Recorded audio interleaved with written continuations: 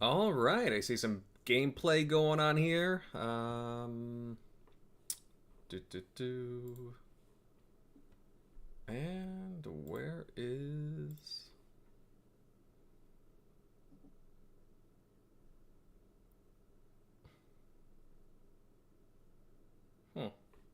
Not seeing the Discord voice. I don't know, you guys seeing it? Can you hear us? I mean, I can hear you guys, but I'm not seeing it live. Well, we are on the open chat, not on the TXR podcast. Does that matter? Oh yeah, are we in the wrong channel? Oh my Oh gosh. shit! I just popped in. You know what I did? I popped in with Grimes. Okay, let's switch over. Better? Yeah. I moved Shock.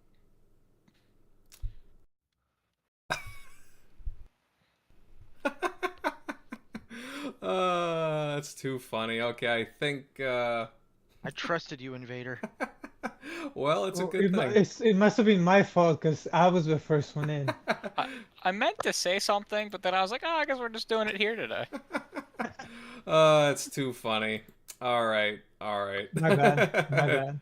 It's all right. I didn't even notice myself.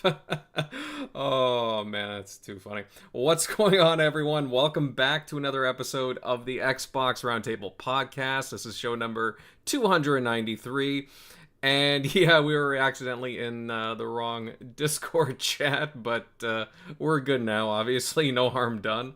I'm Invader, your host for the evening, as you all know, and I'm really pumped for this one. I mean, hey, I'm always pumped to talk games and, talk to this fantastic group I have assembled here.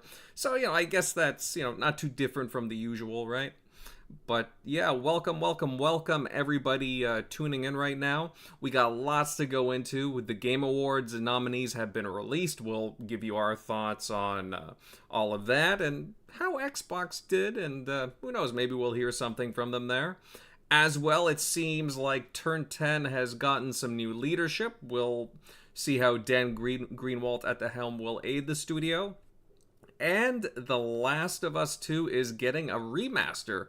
We will share our thoughts on that and much more. Now, before getting into the topics, let me introduce all the wonderful voices on the panel, starting off with Dots. Hey, Dots, how's the RTS man been the past week? It's been good. As the RTSing been going, I have a new job, and that's been taking up a lot of my time. But I have gotten my hands on the Warhammer Age of Sigmar Realms of Ruin. About a quarter through the campaign. It's like 15 story missions from what I understand. And it's good. It looks beautiful. It really does. But and the gameplay's like your classic like rock paper scissors feeling. But in terms of like the overall rating, at the moment I'm probably only giving it about a 6. But we're not here to talk RTS at the moment. But at the moment, I would give it about a 6. But I also haven't finished the campaign, so maybe that'll change. All right, fair enough. Next up, Eric Shockley. Shockley, man, how you been? Oh, good. Sorry, took a second to unmute. No, pretty good. Been playing some PS2 Digital Devil saga. So it's funny they did a bunch of backwards compatibility on the PS3 with like the PS2 games. Except unfortunately, I think some of those just came out like kind of shitty quality from what I hear. Because I think that game was on backwards, or backwards compatibility with the PS3, but on their digital store. But it's sad that there's so many like games like that locked just from like, especially how Persona is getting really big or more mainstream now. It's like there's so many games in that. I was surprised Soul Hackers, got a sequel, but I'm surprised that more of these games like they do. Hopefully they'll get that push, or at least we don't get a backwards compatibility, which is probably a stretch. Probably, hopefully, like what they did with the Nocturne and remastered it. So hopefully enough people bought the Nocturne, so the remaster. So maybe we'll get some of the games that are. But there's so many RPGs on the PS2. It's ridiculous that no one knows about and no one will ever see or touch. So, but that's what they talk about with game preservation. It's not backwards compatibility; it's access. No one has access to play all these games that are locked to that system. So, but yeah, that's what I've been playing. That and some early Thanksgiving weekend. So I got double Thanksgiving going on. So for seems like it's turned into an all week thing. So feasting this week. So, but yeah, we'll get back to some gaming this. I got a 3-day weekend coming up. So looking forward to it. Well, yeah, I'm happy, you got some time to yourself, and because I know you've been working pretty hard, been busy, with various things over the past couple of months, different life things. So yeah, it's great to see you getting some time in for, just to kick back for a little bit. So happy to hear, Shockley, happy to hear. Next up, Centurion. Hey, how's the Desert Man doing? Doing pretty good. Finally, we finally got some rain after a long time, but yeah, we're doing pretty good here in the desert. Just plugging away, just between work, being able to game when I can outside of hanging out with my wife. Been chugging away at Starfield. I'm probably pretty close to the end of Starfield, or at least the end of the main story. I can now see why at least the stuff I've read about it, how the game changes and stuff like that when you re-roll the game and all that stuff. I'm starting to kind of get a gist on how that exactly works because of just how the storyline is going. And then I have also been just hammering away on Lies of P. On chapter 11, I'm pretty much, I want to say I'm probably within a couple hours of beating the game, if not maybe even closer than that. But definitely, that has been a passion right there. Just telling myself, no, I want to play this game and I want to beat it because this is actually more like the first Souls game I've ever put this much dedication into. I know some people have tried to say like the Jedi Fallen Survivor and Jedi Order whatever games are very Souls-like in a way, but I just feel like they were not as difficult as this has been. But the ironic part is, I guess the developer came out and did a patch on the game, and they did a lot of optimization and some stuff when it came to like hit registration and stuff like that. And from one of the articles I read, it essentially made the game easier, but I still don't know. That the jury's still deliberating for me on whether or not those improvements of the game made it easier for me. But yeah, definitely that is one hell of a hard game.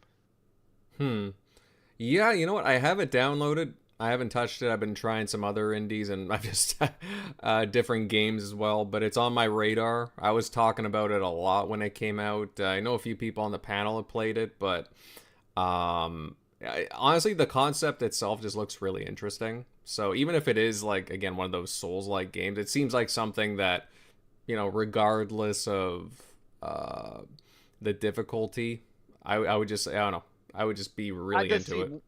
We'll get into it more on the one conversation tonight, but I really do feel the game was very innovative, especially with the fact that it's like a spin on the story of Pinocchio, but there's a lot of twists and turns that don't make it like your Disney Pinocchio movie. But definitely, I don't even know how to say it, but it's one of those games that when you get into it, you're not sure if you're really going to be like that into it, but it's really grown on me. And I've never thought that I would be going on YouTube and watching videos on how to properly balance your character so that way you can actually play the game appropriately. Because this is like I just said, this is actually my first time playing a game like this seriously. And I had a serious balance issue. I kept getting my ass kicked. And so I went and watched a few videos, and I actually had to like spend some of the in-game currency to actually kind of like respec my character, to kind of just rebalance my character because I had it all freaking screwed up. Wow. Okay. Well, I'll have to look into that then. But yeah, I can't wait to hear what you got to say there. Next up, Crusader. Hey, how you been? Good. A little bit of a migraine tonight, but we're chugging through. I didn't really play a ton this week other than Gamertag New Horizons and a little bit of the new Halo. What's the is it Winter Contingency? No, Combined Arms.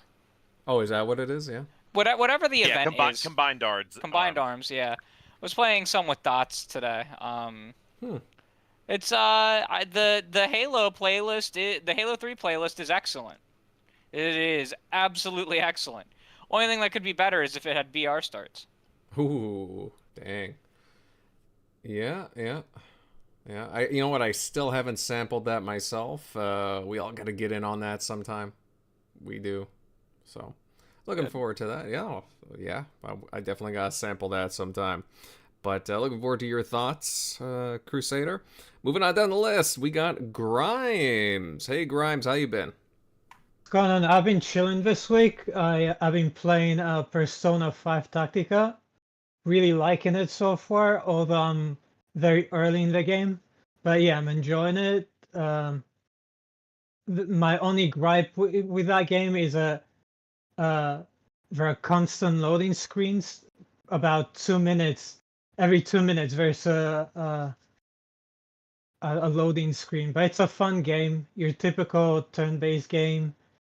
I don't want to spoil anything if you haven't played Persona 5, but a lot of the characters from that game are here. And I also picked up a GTA 4. I saw it on sale on the Xbox store for $7 and picked it up. And this is what's great about the back compat. All my GTA 4 expansions were right there. Just like as I purchased them back in 2008. The only thing that somehow was screwed up was my cloud save. For some reason, all my GTA 4 saves weren't there, but that's fine because I don't mind replaying the game since it's one of my favorite Grand Theft Auto games. But and yeah, been chilling, watching a bunch of movies. The Creator just came out on, so I'm gonna watch that one of these days and playing games. Nice. All right. Well, I'm glad to hear you got some time to yourself there. You know, always nice to chill and play games. Just that time of the year, I guess. Yeah. And finally, we got the General in the house, Mr. GeneralMLD. How's things going? Oh, pretty good. Gaming-wise, I am down this War Tales rabbit hole, this Game Pass gem that came out of nowhere, and I can't put it down. I'm 50 plus hours in. I'm like maybe 60% done the game. It's something else. Like I love these medieval kind of games, and it's like just managing your whole mercenary band. So that's that thing right there. Otherwise, outside of gaming, I'm actually getting into Warhammer Tabletop now. Having played the games, I just bought this like 3D printed terrain set. Ooh. So I'm going full immersion on this thing. So yeah, I'm going down the Warhammer rabbit hole hard this year as well. I wish you luck. So yeah, I'm not Dots. buying official. Wait, what? I'm not buying official Games Workshop merch because they are really overpriced. But there's a good secondhand market of 3D printer guys out there that they'll charge for a good deal. Yeah, no, you're right. I don't know, Dots. Speaking of Warhammer, well, I didn't mean to interrupt, but this might even be up Dots' alley. Speaking of Warhammer, what is that new Warhammer Kingdoms of? Oh my God, the new Warhammer game that just came out. Oh, Realms of Ruin. Yeah, that's it. Yeah, Realms of Ruin. I was just talking about that at the beginning of the show. Oh damn! I'm sorry, I didn't hear you talk about. My bad, but for some reason was in that my game intro. is like. At the moment, I have it at like about a 6 out of 10 at the moment. Oh really? It's not bad.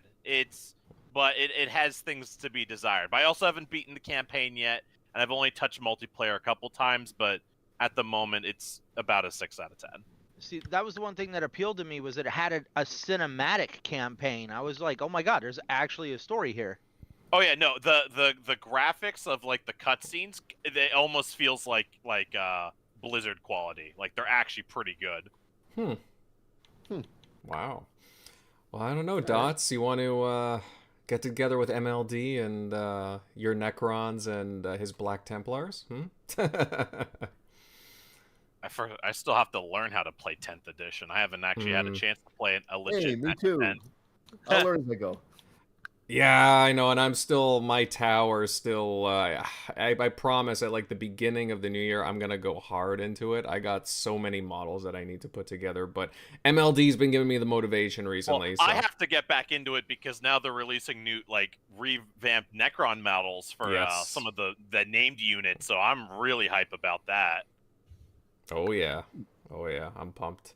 Plus, I got a new codex coming out apparently in the new year too, so looking forward to that. As well with a whole bunch of armies too. Apparently, there's going to be some new models and codexes, so that's a lot to look forward to. All right, guys. Before we begin, of course, smash that like button and sub to the channel if you're new. If there's a new face here, also, guys, share it out, guys, in the chat. You know, we'd really appreciate it. You know, get more eyes, get more people in the chat. You know, love seeing the action going on there. Great to see you, RWK and Thimber. Hey, always pleasant to see you here. Moving on to our first topic then, gentlemen. Why not? Let's get right into it. And it is, of course, the Game Awards. The category nominees recently got released for the December show. And there's been a lot of talk about the categories, including the, well, you know, including the most hotly debated one, Game of the Year, with some suggesting that, you know, maybe there are some other games that are deserving to be in that grouping as well that are absent from the list. I mean, I think you'll always kind of find it like that, you know. Some games, oh, you know, my favorite game didn't get listed, but hey, you know, a lot of people do have some points there. Now, I know all the guys on here want to get in on this, but Eric Shockley, buddy, why don't I lead off with you on this? What are your thoughts on the various nominations? Is there a category that really caught your eye, including the Game of the Year?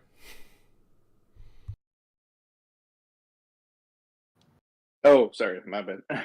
I hadn't looked at like all of the categories. I know definitely saw Game of the Year, which I can kind of understand a little bit. I'm surprised. I guess Alan Wake, what makes the cutoff, or seemed like that was so recent. The cutoff is this week. Oh, okay. The cutoff was actually after nominations were announced because the panel decided to submit because they all submitted their results when they did. Well, of course. Which just means that there was nothing that they wanted to vote for, that they didn't think they were going to vote for in the period after, but it's dumb that you would announce it before the cutoff date anyways. Yeah, that would seem weird, but it's just like this one I'm not too upset about just because of the games that are in there. I haven't touched the Mario Wonder yet. Hopefully it's on par. It looks I've just barely seen any glimpses of it, so kind of looks like Kirby in the Forgotten Land to me, but just for the stuff you're turning into. But or I guess maybe like Odyssey. But I think everything I agree with in there because I can't say like Resident Evil 4. No, although Resident Evil 2 made sense when it was Game of the Year because the level of like jump from the actual, you know, PS1 game, that's like a whole remake and they had to do a whole lot, whereas you literally have a game from, you know, not that long ago, like not even 20 years ago, and it just like, and you've already had so many HD like remasters of it, so it wasn't as big of a leap, but I won't hold it against it on that one. But so otherwise I can't really like begrudge like Starfield not getting in there. I would say like Gears 5 when that didn't even get Game of the Year, didn't even get a nomination for Game of the Year, but also didn't. I don't think we got like an action game nominee. Like I don't even think it got nominated. Like period on like actual like maybe multiplayer. I can't even remember if it did for that either. But like that was the snub. Like how that game wasn't even up for game of the year. But I think Death Stranding was, which got a way lower score. Oh, Death Stranding. Yeah, you know, we all know why Death Stranding got nominated. Let's be real. Yeah. But I think there were some other games in there that you could have swapped out that didn't make too much sense. Couldn't remember what it was. I think it was Smash Brothers. I could be wrong. Which I was like, Mario Wonder, you mean? No, like when Gears got snubbed for not even a Game of the Year nomination. I think Smash Brothers got nominated. I'm like, I mean, I get it. I bought it day one too, but it's just like it's Smash Brothers. It's like it's not much different from the Wii one. Obviously, it put some more modes and some work into it, but or like when Celeste, I get it. Celeste was a great indie game, but how that I think even won Game of the Year. I'm just like, let's pump for brakes. Okay, if that's winning Game of the Year, put in Hotline Miami too, for Game of the Year. I love that game, but I'm just saying like the level of there's a reason why short films don't win Oscar for Best Picture. You know what I mean? They can win an Oscar, but like not the actual Best Picture. So stuff like that. I mean, otherwise I didn't really. I was thinking there was going to be something like, how did they keep that out of there? But I guess Alan Wake makes sense since it made the cutoff. I wasn't even thinking of that one since it just came out so recently. I was thinking it wasn't even going to be able to make it in for this year. So I was like, how did they keep it out? But that makes sense. So I can't really look at any of them and say like, hey, that's not deserving. Or like when Forza didn't make it when it was like one of the, or if not one of the highest rated game in that grouping that year, or one of the highest. I thought, I get it, it's a racing game, but I don't know. Then if they're making that contingency, then maybe an indie game like Celeste shouldn't make it in as well. So I don't know, because what's the level of degree of difficulty and all the stuff they're doing when you have like Forza Horizon 5 versus like an indie game like that. So I don't know. There's always just weird criteria when it comes to Xbox, it seems. But and yeah, I haven't seen. Have they done?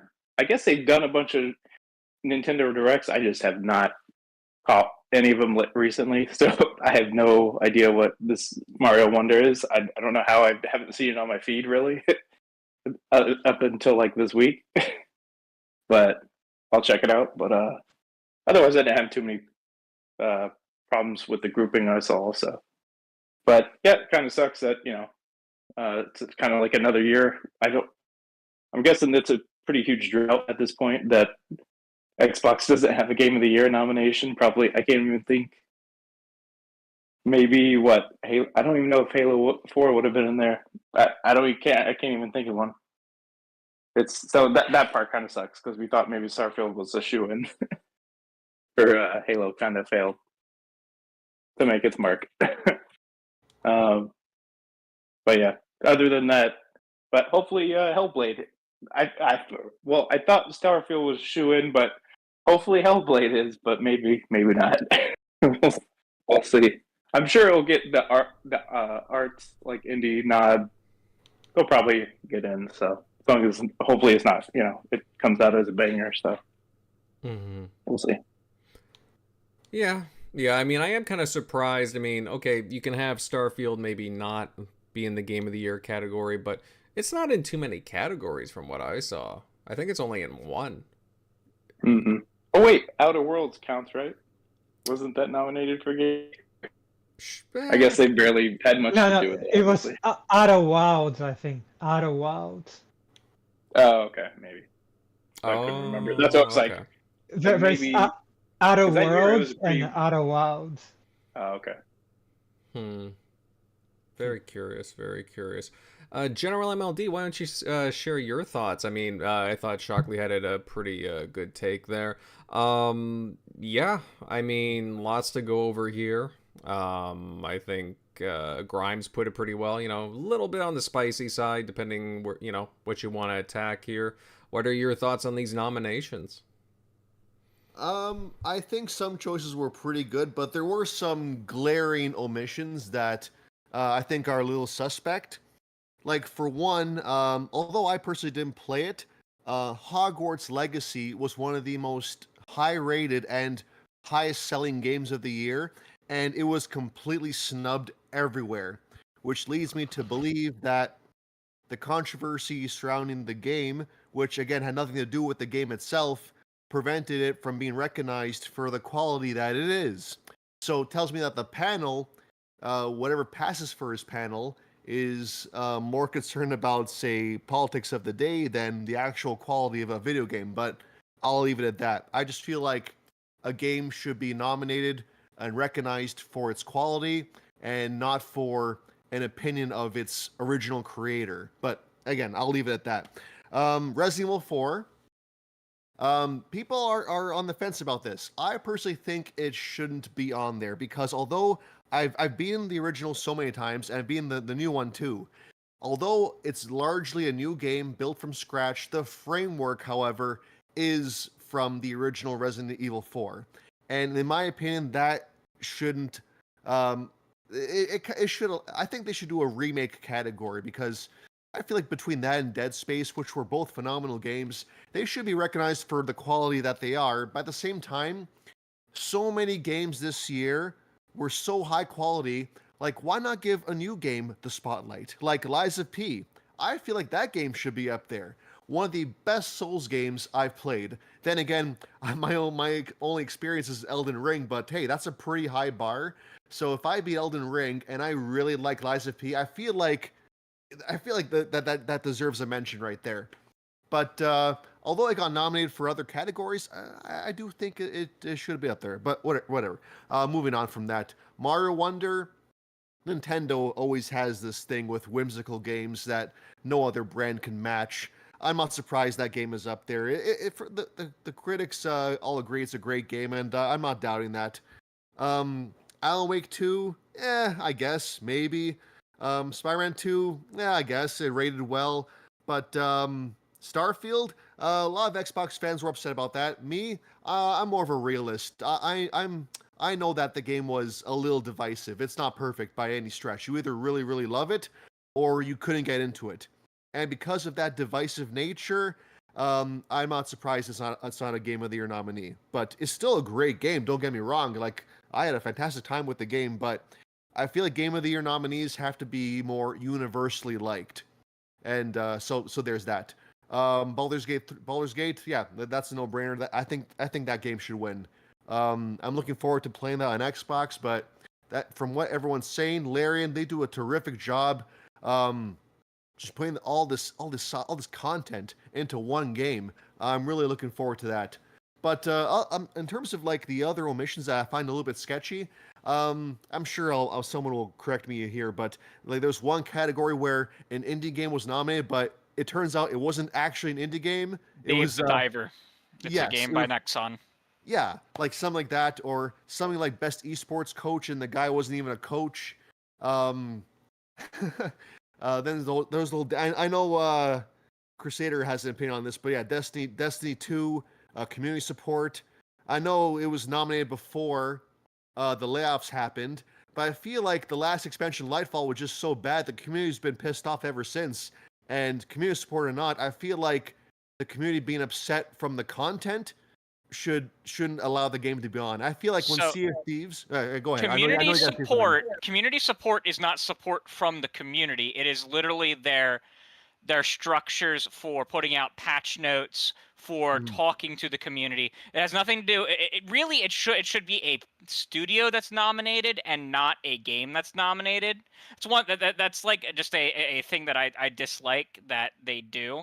Like it shouldn't have been Destiny 2 that was nominated. It should have been like Bungie, or it should have been like name X company. Yeah, but you see, you That's say fair. that, but like I'm saying that it's not. Does the community support it? It's the structures, the teams in place that actually respond to community feedback. That like how are their patch notes structured and delivered? How are how do they communicate with players? Things like that. But you said earlier that the cutoff point for nominations is what? Well, what date? The cutoff point, I believe, is next. It was for something to qualify, I believe, is next week. Okay, and that's kind of my point too. But they opened like a month and a half ago, so people could start submitting. Of the 120 panelists could start submitting, what they felt were the nominations for their nominations for the categories. Like, I think it was like 4 or 6 weeks ago. Okay, but to me, like, are these really set in stone? Is it really so hard to just take it back, nominate something new? Yeah, and I'll talk. That was something I was going to bring up. Absolutely, absolutely. But that's 100% my personal agree. gripe. That's my personal gripe. All these, like the indie game, the esports coach, Destiny 2, given the recent layoffs or whatever, is it really so set in stone? Is it really so impossible to just change the nominations? I feel like it would be a better look to recognize that you messed up and change the nomination rather than just double down and pretend that it's all authentic here, and pretend that these missed nominations just aren't true and are all conspiracy theories. That to me is the sketchy part. Like, this is supposed to be a prestigious event for gaming, and it's not a good look if you have like literal mistake nominations and you don't correct them, especially when the cutoff hasn't happened yet. So that's my personal gripe with the Game Awards. A lot of games get snubbed. I do feel like, although I stopped playing it, Sea of Thieves 100% should be up there. I am on the boat on that boat where Sea of Thieves made a comment. The Twitter account made a comment. That game has one of the best community support systems out there for a game, and I feel like that was a genuine snub. That should be there over Destiny. I 100% believe that. And that's not just me speaking as an Xbox guy, but like trying to be like very objective here. Sea of Thieves deserves over that. The rest, I feel like they all deserve it. But overall, it just seems like every year the Game Awards sparks all this controversy. And my opinion on this is that Keighley needs to kind of clean up this panel. Like, you need more strict criteria. You need to vet what people are picking and make sure they know what they're doing when they pick something.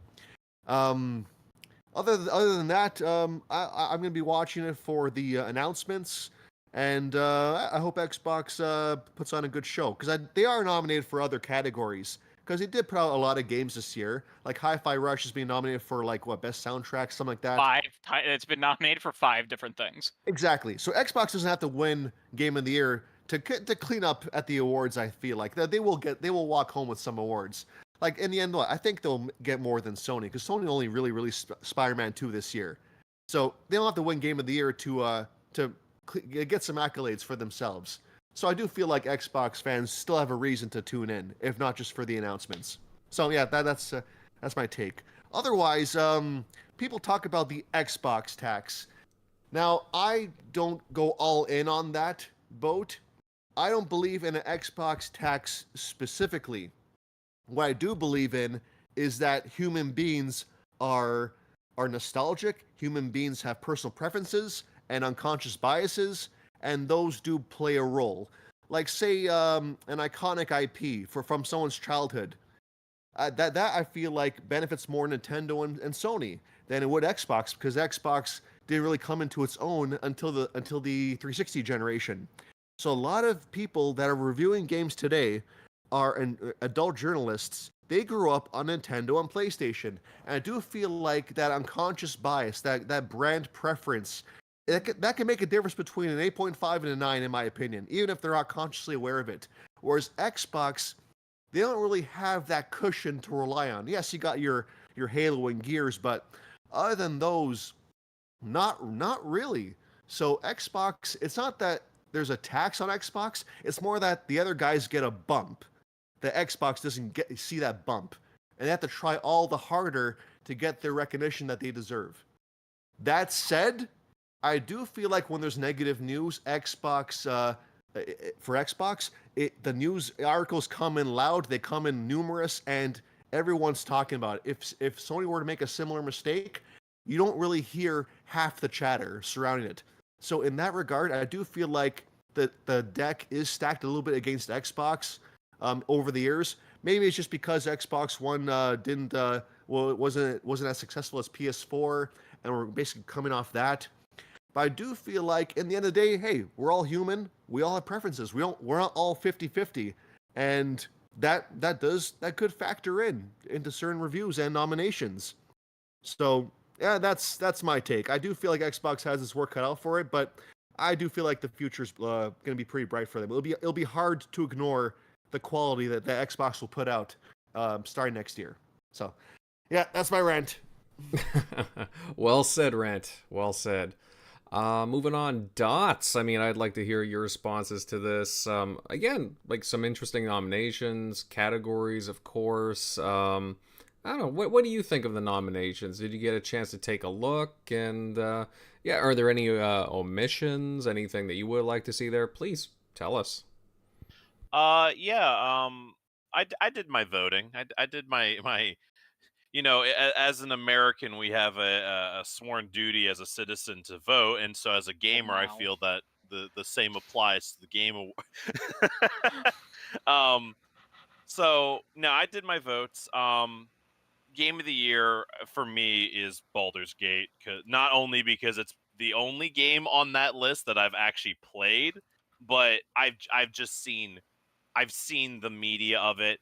Obviously, from what I've seen recently, and not even including what Crusader has thrown down my ear about Alan Wake 2, coming out of the blue like that and putting out a banger of a game, I'm actually, pleasantly surprised that it has come up to a close contender to Baldur's Gate.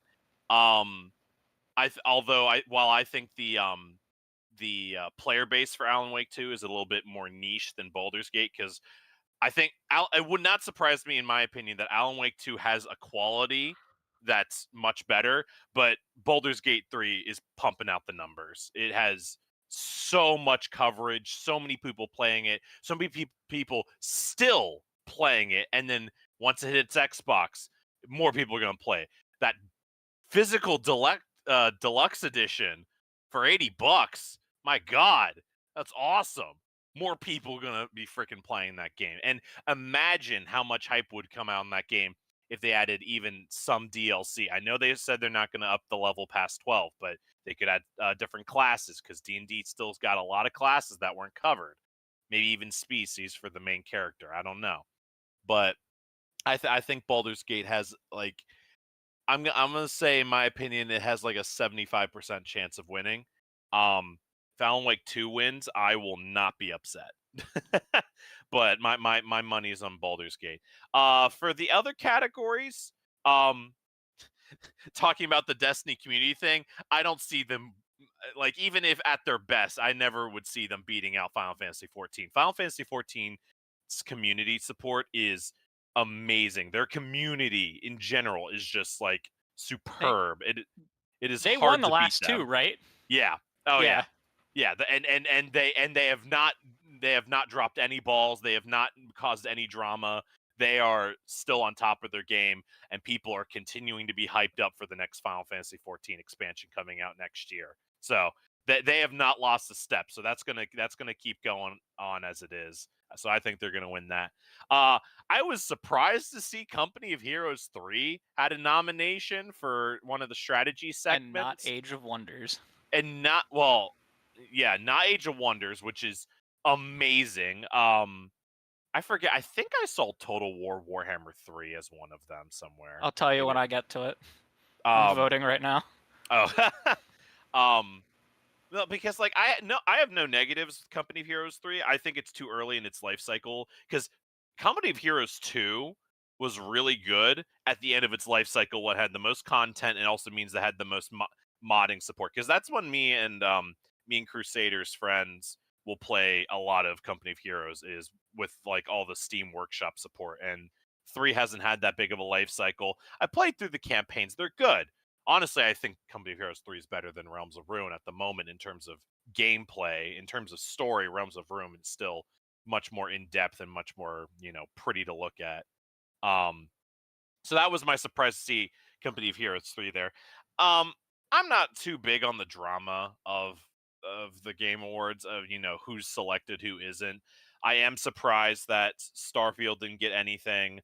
I'm surprised Hogwarts Legacy didn't get anything because screw the drama. I know a lot of people who really don't like um what's her face, but like they love Harry Potter, so like they didn't care and they got the game and they played it and they loved it, and I've seen people cry over that game, even if they don't like the creator of it. IPs do that. I mean, look at us playing Warhammer. Screw Games Workshop, but we love Warhammer 40K.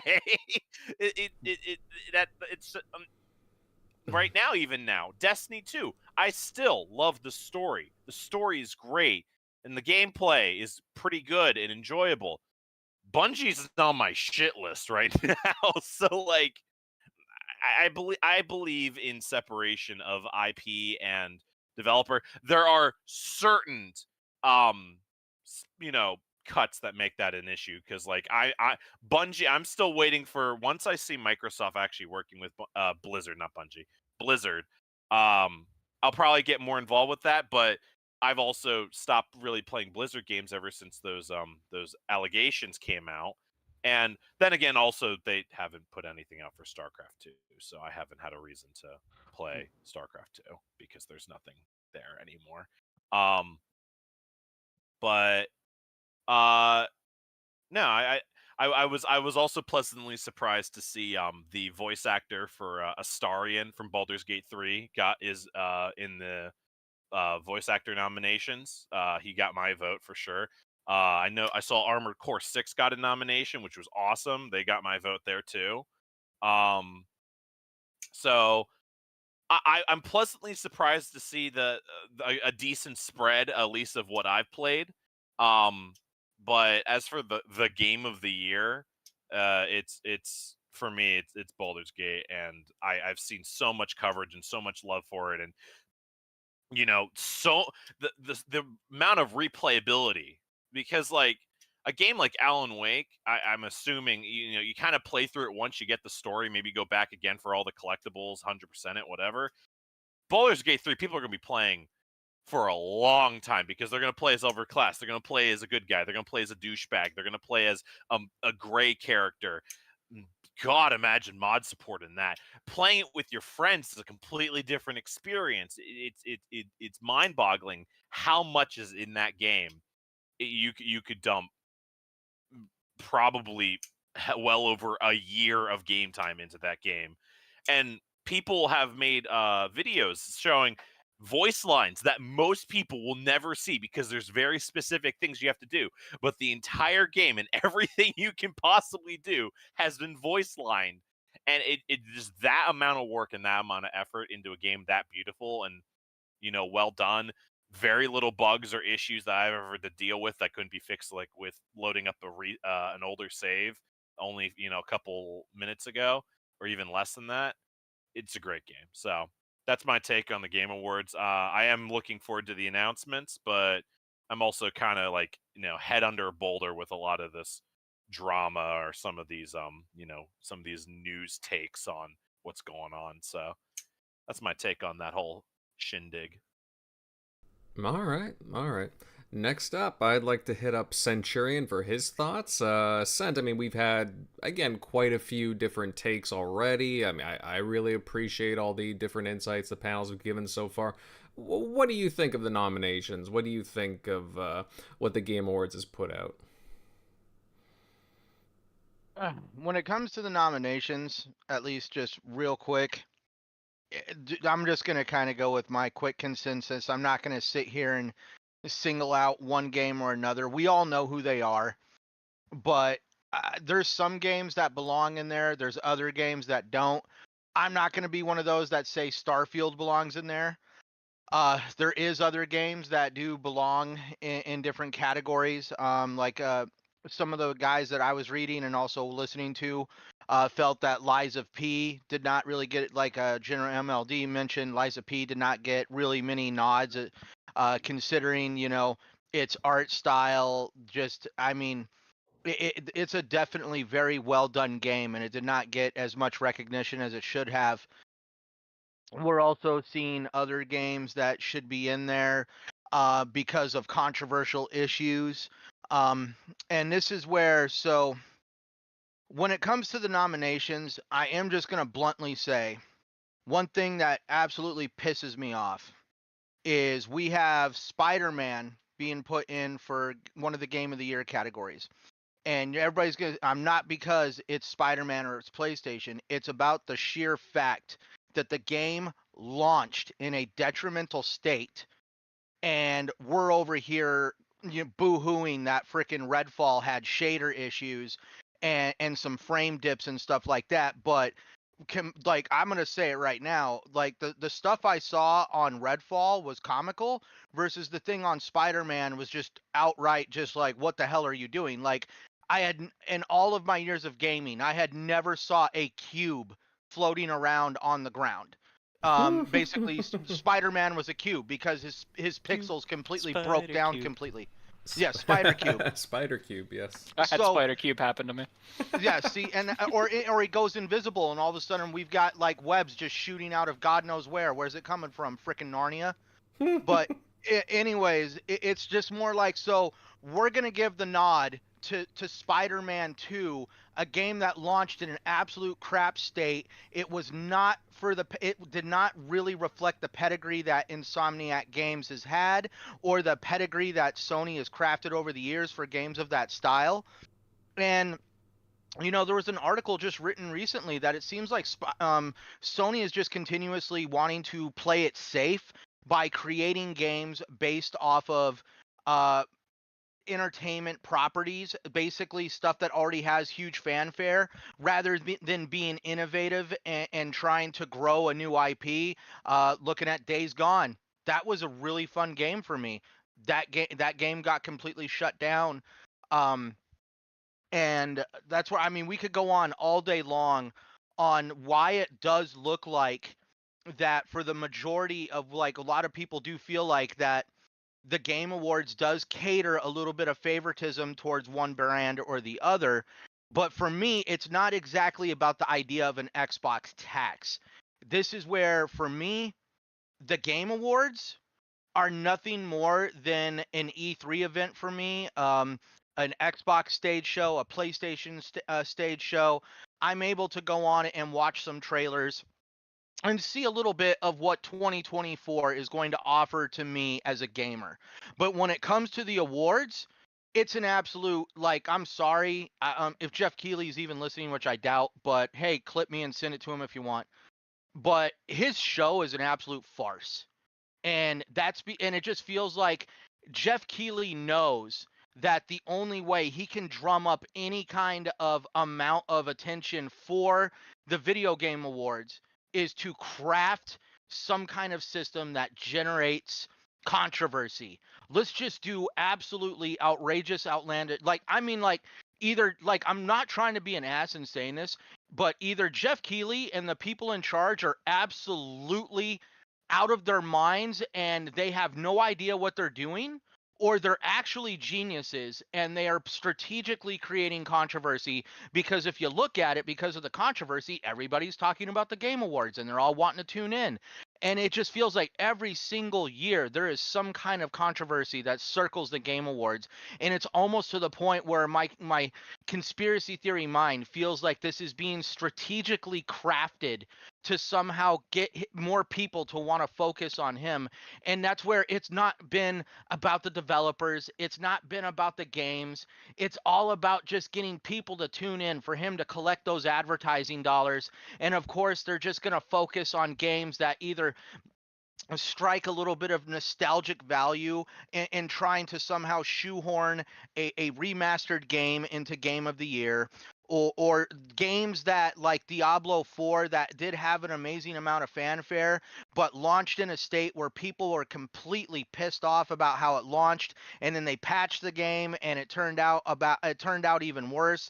And it's just like they don't want to admit, like, how about that? Why is Cyberpunk even getting any recognition at all? They stepped in it. They manipulated the community. They manipulated their reviews. They don't deserve any ounce of stage time. And I'm not trying to be mean to the developers, but regretfully, the executives need to learn from their actions that actually technically what you did was actually borderline fraudulent. And that's where it's like, regretfully, I believe, like, why are we still trying to somehow toss Cyberpunk 2077 a bone? The game is an absolutely awesome game. It looks great. It plays great. Now, it took them how long to get to this point? Yes, it's great that they got it to this point. It shows that the developer is definitely dedicated and that they have a lot of pedigree there to do that. But at the same time, they don't need to be rewarded for basically, it's like saying, you know, good job on like launching a game in a bad state, but don't worry, you'll get the recognition when you get it fixed. It's more like everybody wants the development companies to stop using the patch system for day one stuff. And this is just basically showing that it's okay to continue using the patch system because you're going to be rewarded anyways for having to continuously patch a game for almost 2 years. And not, like I said, it's not to try to tear down what's going on behind the scenes, but I just do feel that anymore that the Game Awards have lost any ounce of, what's the word I'm looking for, authenticity or Ethos. What'd you say? Ethos would be a good word. The authority to speak. Exactly. Like, I'm sorry. Every time we think of Jeff Keighley anymore, we think of a confused man sitting in a chair in between a bottle of Mountain Dew and a bag of Doritos. Like that, like, I'm sorry, but that is going to be Jeff Keighley's image for pretty much his eternity in the game industry. Because, like, dude, I'm sorry, he has done absolutely nothing for the game industry to really advance it forward. He just more like tries to capture the spotlight. And I'm not trying to be mean in saying that, but like, dude, like, one Game Awards, how many times did we see the commercial from the two social media influencers telling me to turn off the Game Awards on my 60-inch freaking television and to go watch it on my damn phone? Like, I'm just like, really? Like, why are we doing this? Like, to me, it's lost all value of what video games are supposed to be. And that's where like, me and Crusader were talking a little bit about it in a tweet that he put out.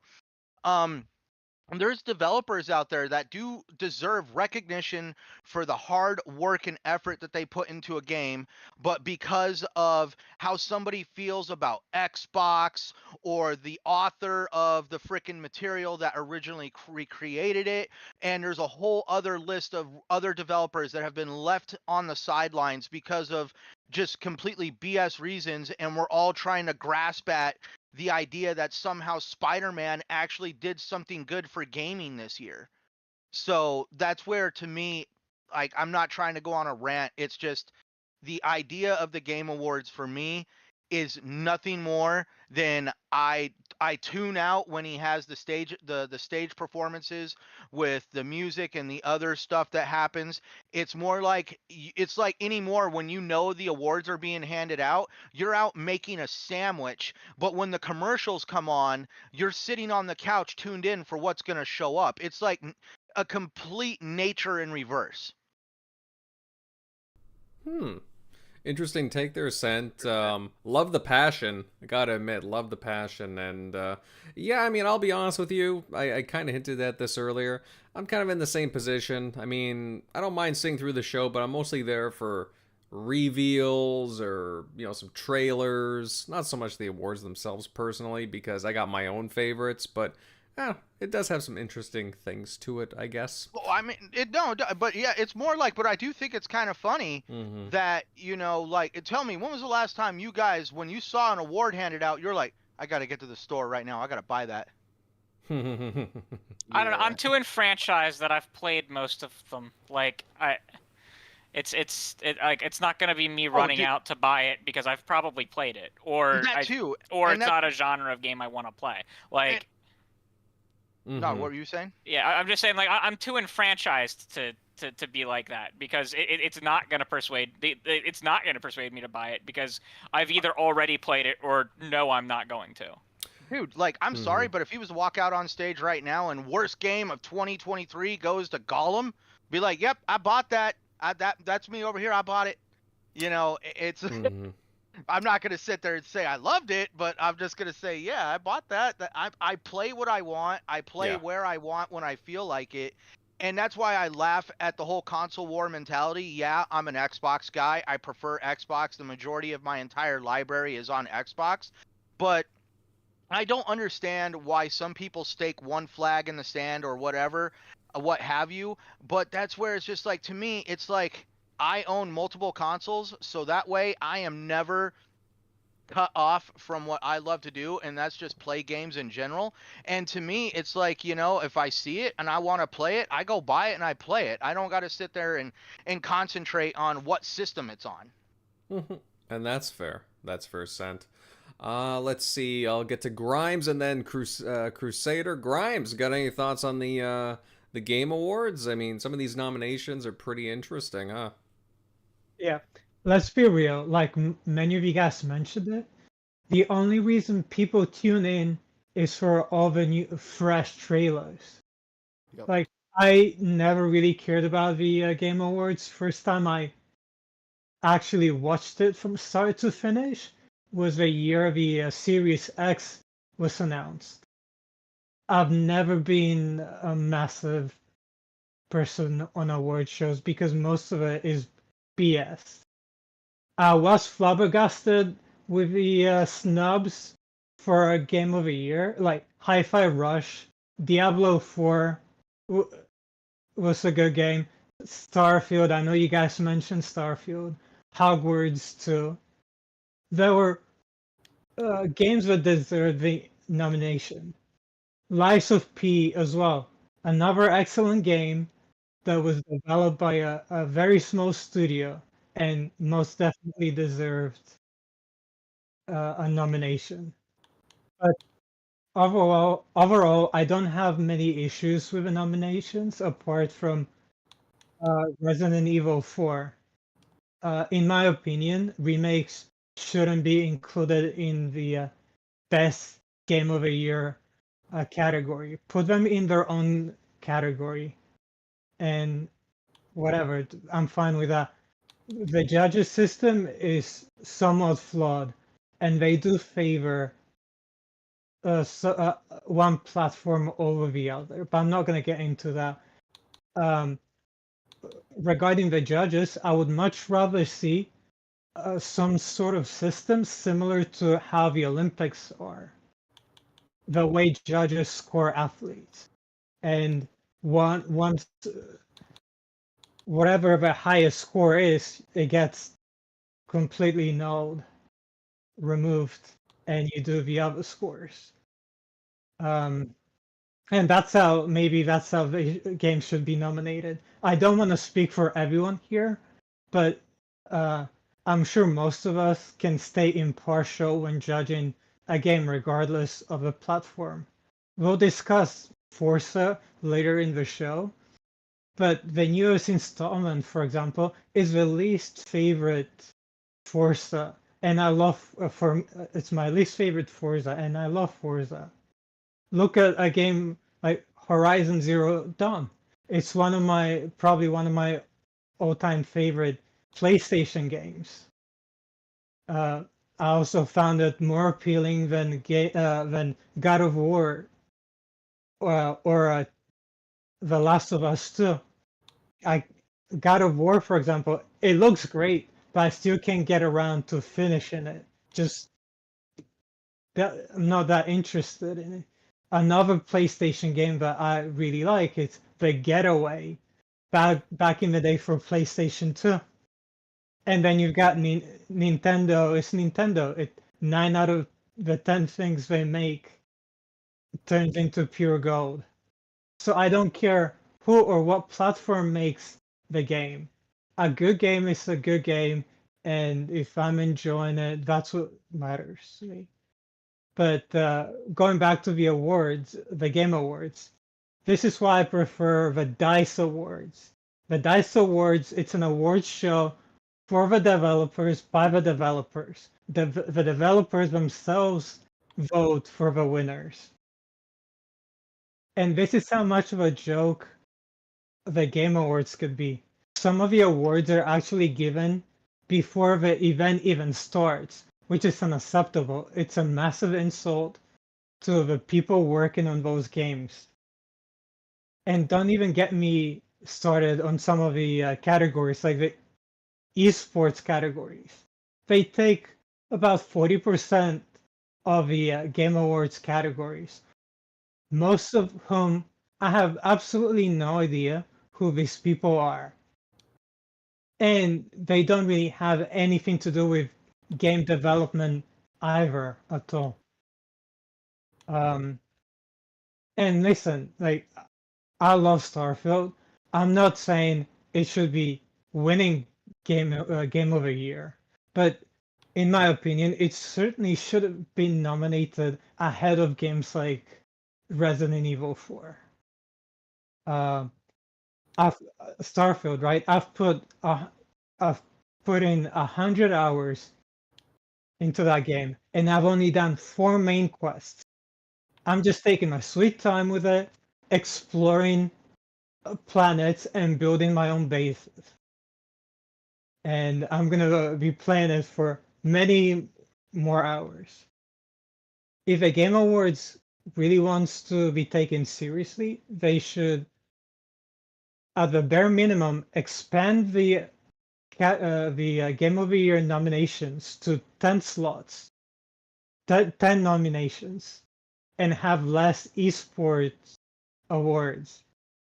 Have a category, a dedicated category for indie games, like we touched earlier, and also have a category for both male and female voice actors. And regarding the snubs again, I am disappointed, but not shocked. And we're just, regardless of how we feel, we're just gonna unfortunately tune in just to watch the trailers, complain, and they're probably not gonna do anything about what we're just talking, sadly. But that's why you've got other awards shows like the DICE Awards, which are better. And that's all I have to say. All right. That's an interesting take there, Grimes, and I can appreciate. I could have been that. a bit more critical, but I kept it PG. So. Well, no, that's fair. And again, I've been appreciating everybody's honesty on the panel. I definitely want to get to Crusader. I know he's been waiting patiently. Crusader, hey, buddy, what are your thoughts here? You agree with the guys' takes here, or please share with us. There's a lot of some, yeah, others no. So number one, I don't really care who wins any award because I'm not winning the award. If it was me nominated and I was on one of the teams, I would care. So like whatever award, and that goes for any award event. I don't care. It's fun to see the stuff, but like I'm not on someone's team. I'm just a viewer. So like I guess I'm just I don't have like a vested interest. So like besides finding out that like, oh cool, this thing that I liked got more acclaim and more people are going to play it, I don't really care about the specific awards. I do think it was very poor of them to, because like it's not even best indie game, it's best independent game. So like you can't even claim that it's the art style or the feel of the game that got Dave the Diver nominated. It's literally best independent game. There's no way in heck you can define the studio that developed Dave the Diver as independent when they're owned by a multi-billion-dollar publicly traded company, Nexon. As for the, I think it's okay to do all of the esports awards, but they should come from a different panel of judges. Like, I don't think the games industry has a good grasp on anything about what's going on in esports, and and even what's going on in content creation. I was really happy to see People Make Games was nominated for Content Creator of the Year, but like the rest of the content creators, I barely knew who they were. Like, I really think those are cool things to actually award and nominate, and we actually don't see in other places. And it's cool to like have that expanded focus like in gaming in general, that this is like the games awards, not just about the games themselves, but about the things that surround it, and that's cool. But it's clear that your panel doesn't understand anything about esports, and I wouldn't expect them to, and it's kind of idiotic to think that they would. I fail to see, like, a lot of people say, like, oh, this was snubbed, and it, like, to be snubbed, it means you were, like, exclusively singled out, and in, like, every category, there's, like, 3 to 5 games that could be defined as being left out, and it's just kind of like, okay, well, were they really snubbed, or was this year just far more immense than what the Game Awards was built to handle? Like, with the amount of nominations that they do, because we have less, like, there are less, like, there's both more and less games released in a year. Like how we play and consume games is a little different than TV film, but it's like in a normal year, only nominating this amount makes more or less sense, but this year, because of everything being delayed into this year from COVID, and finally the COVID delays are kind of finally all laying on top of each other, we had more, and so that's where I'm like, yeah, this year probably should have had all of the categories had at least 3 to 4 more things being nominated, because games that would be nominated in other years just weren't this year, and and I'm a big believer that there should be a category for best remake and remaster. There should be a category for best new release, and that game of the year should actually more resemble like Time's Person of the Year, and not be constrained to a game that released during a year. Because games are living entities. They change year to year. They get DLCs and expansions. They get updates. I actually think that the game of the year should basically be the biggest, most popular, most prestigious thing of the year. And if that happens to be an MMO that has a massive expansion, then it's the MMO that had a massive expansion. If it happens to be a single-player incredible experience, then it happens to be that single-player incredible experience. If it happens to be a single-player game that had a massive expansion, then it happens to be that single-player game that had a massive expansion. I truly think that trying to align it with just games that released during a year misses the concept of really what video games are.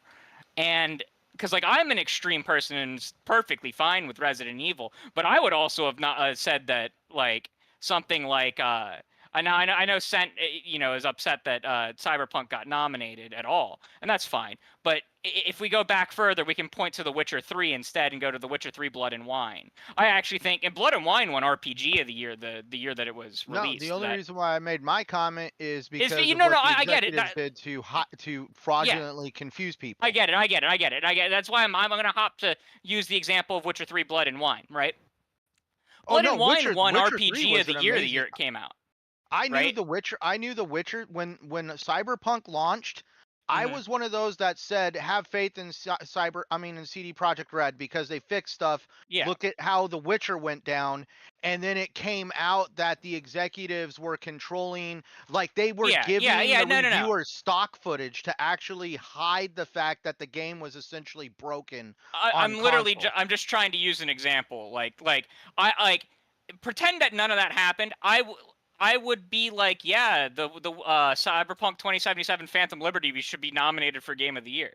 Like I'm personally a person that believes because games are a very different media than TV film, and that they kind of live and breathe, that we Oh need no, how we represent Game of the Year needs to kind of change. And what that would mean would be make some new awards. And I think that we have a bunch of category awards, like genre awards, like RPG, action adventure, racing / sports, right? I think that we need a horror one.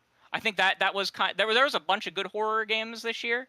I think that it was sorely missing a horror / thriller award. And the what they define as independent needs to be exceptionally clearly redefined, because by definition of independent, Larian qualifies for it. They are an independent company. Like what defines independent? Because there is no good definition of what an indie game is. Because some will say it can't have any publisher involvement. Some will say it can have publisher involvement, but it has to be a made by a non-publicly traded studio. Some will go say it's literally a look and feel of a game, and like it's that in an indie does not equal independent. It is short for independent, but they have become to mean very different things over the years, and so I'm just kind of like that entire award is just kind of scuffed. And they really need to explicitly redefine what that award is. That's probably Dave the Diver is probably my biggest pain point with the Game Awards this year. That a non-independent game has been nominated for, because that's just wrong. That is straight up wrong. Like it's not even like an opinion whether remakes or remasters don't fit. Like it is legitimately not within the bounds of how they define that category, because they're not independent. So, other than that, like, I'm just kind of like, hey, cool. I can't wait to see the release date for Baldur's Gate 3 for Xbox at the Game Awards, because that was announced to be at the Game Awards. And it's really weird that they announced that way ahead of time to be at the Game Awards, because like it's a release date for a game that's going to be a trailer at the Game Awards. Like why pre-announce that? Because I'm of the opinion that at the very least that game is going to launch very quickly after the Game Awards, maybe the night of. Some have speculated that because of the amount of resources Microsoft has given Larian to help them get the game on the studio, that they may want to invest in the game being on Game Pass. That would be very, very, very expensive to license, because that game is going to sell extremely well. So I don't personally see that. I don't expect it, but it's also not out of the realm of possibility. So I'm just like, cool. I'm gonna watch it like I do every year with people in Discord, and I'm gonna enjoy the trailers.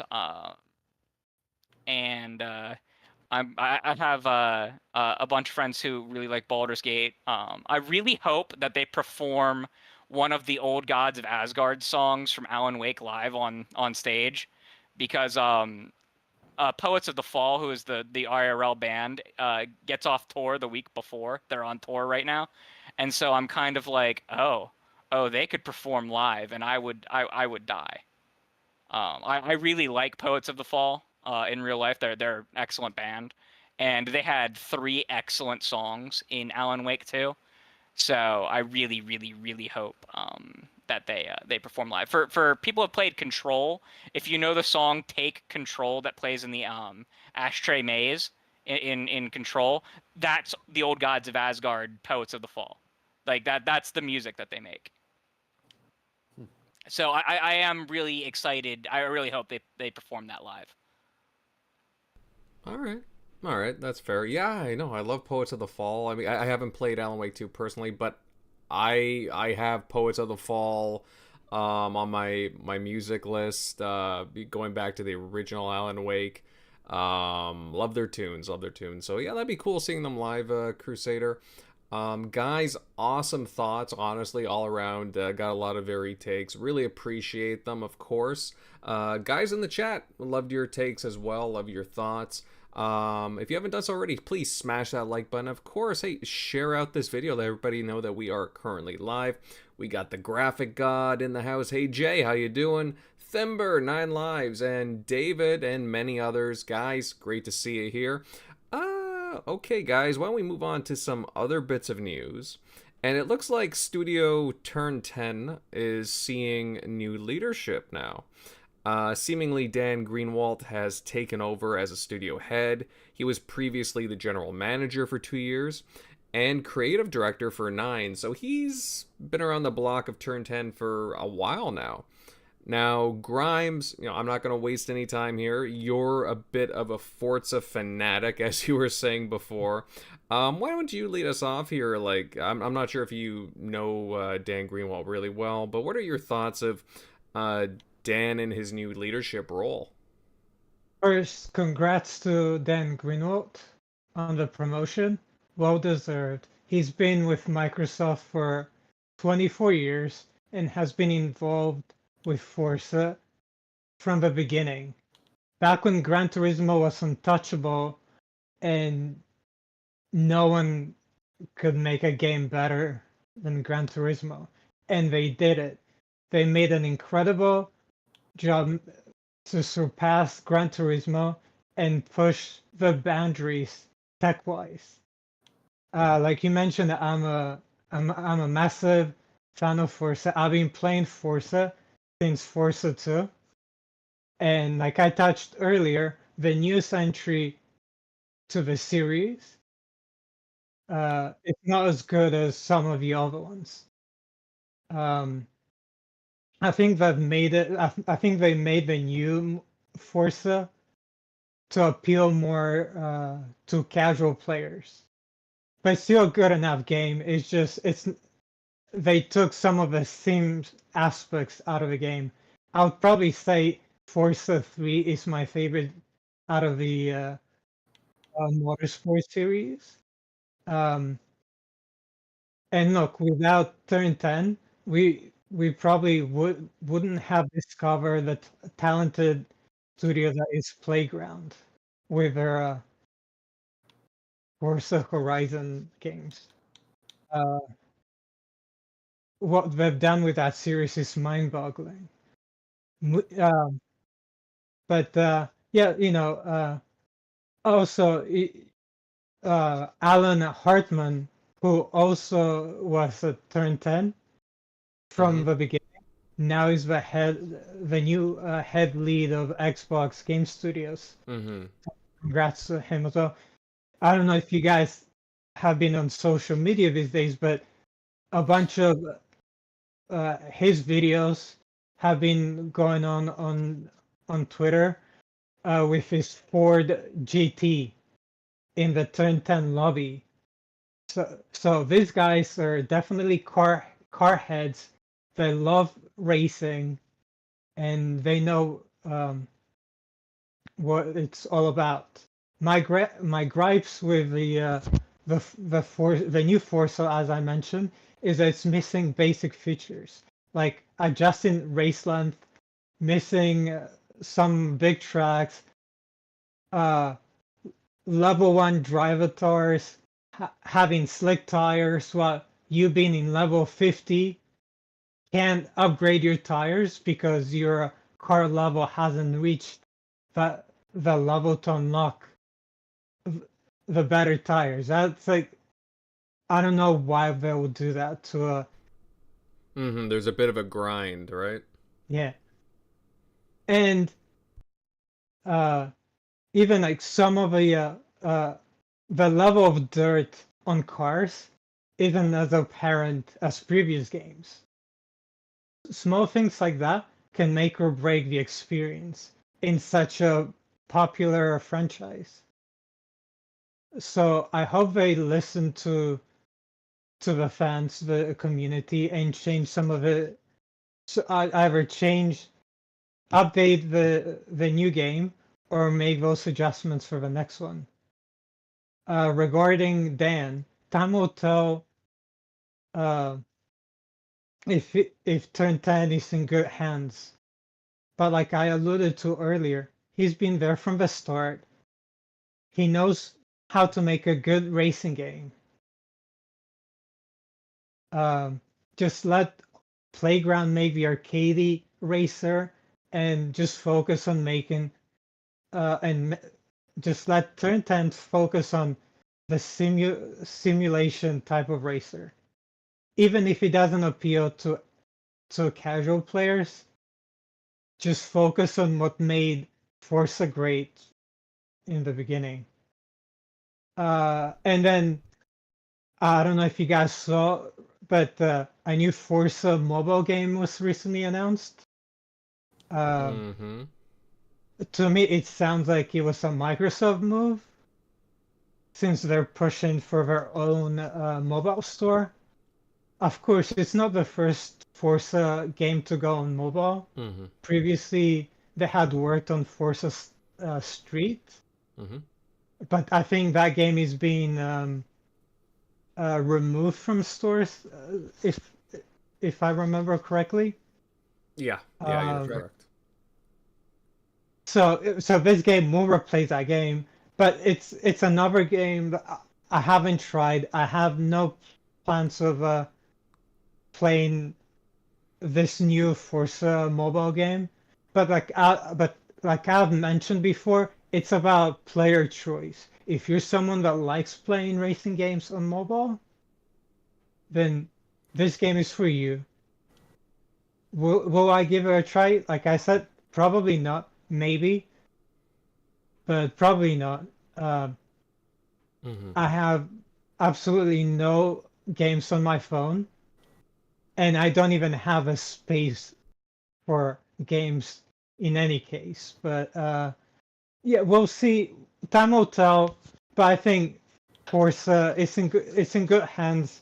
These guys are experienced enough, and they love cars, they love racing, and I want to hear what your guys' thoughts are on this new move.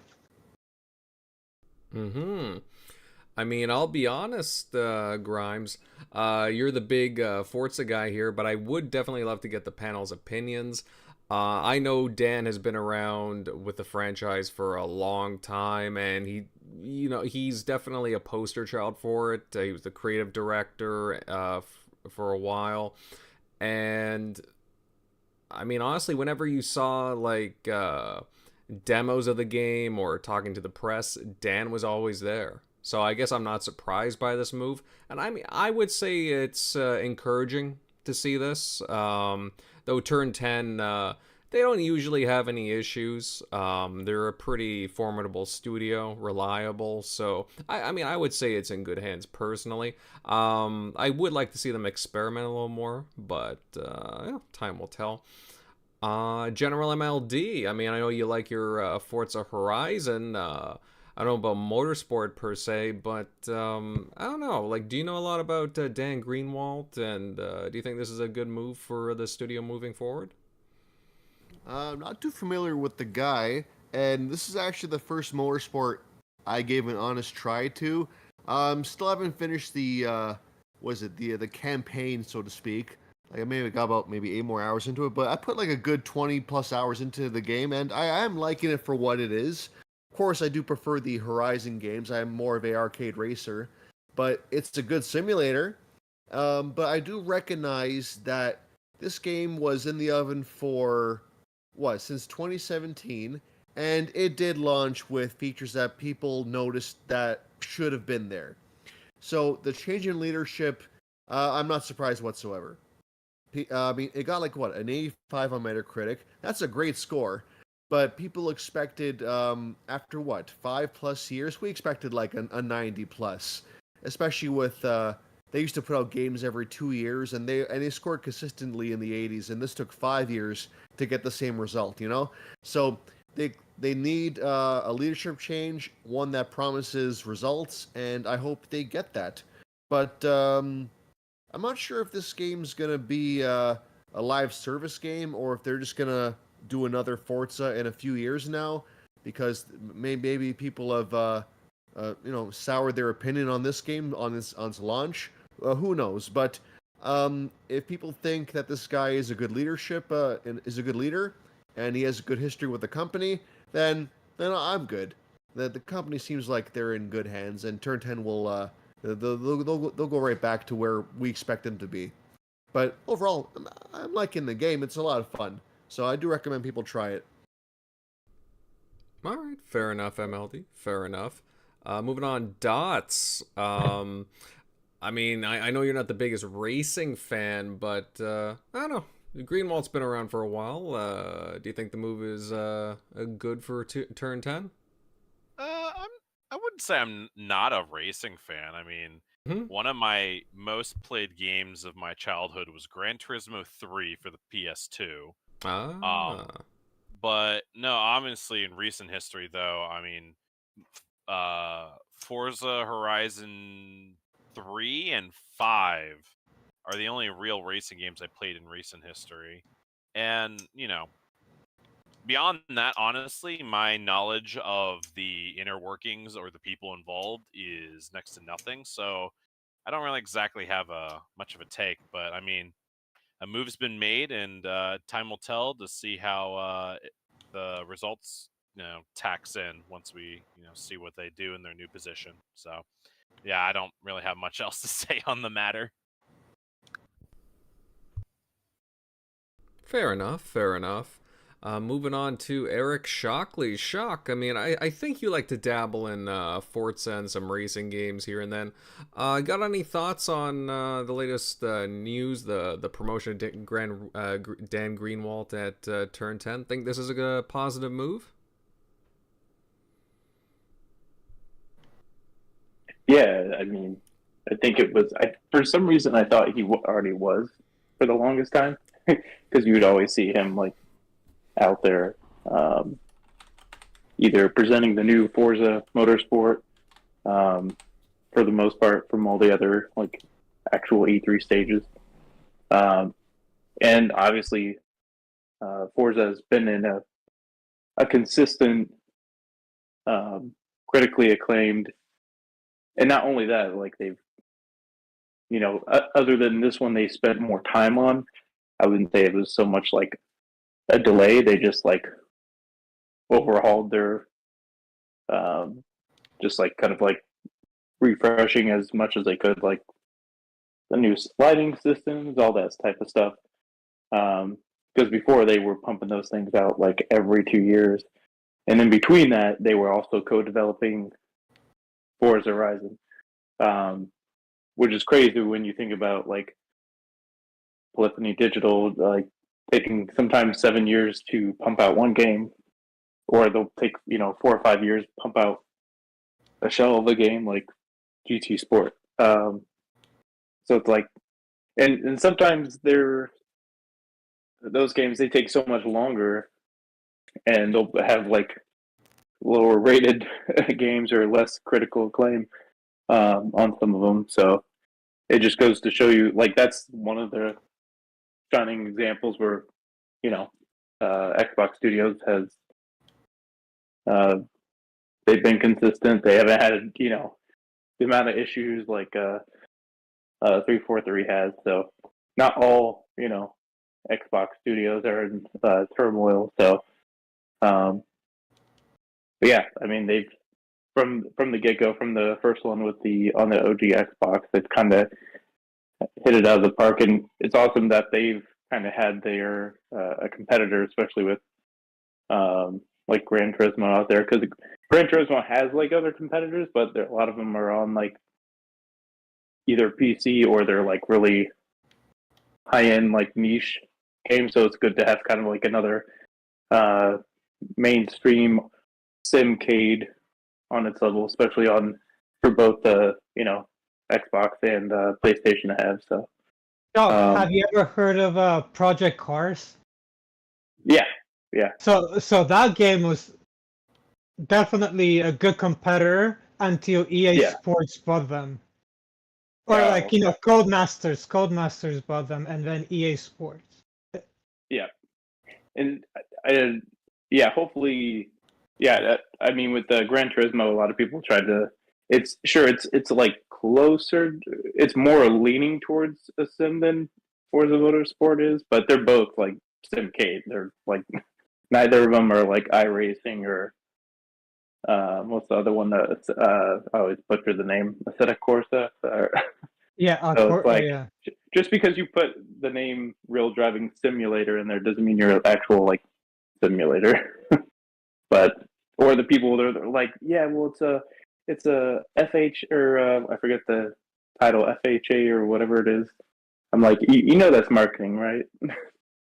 They pay for that to promote it because PlayStation's like the biggest gaming brand, so they pay for that promotion because they want more people like in their in their whole draw more people into racing. So obviously that's who they partner with. So,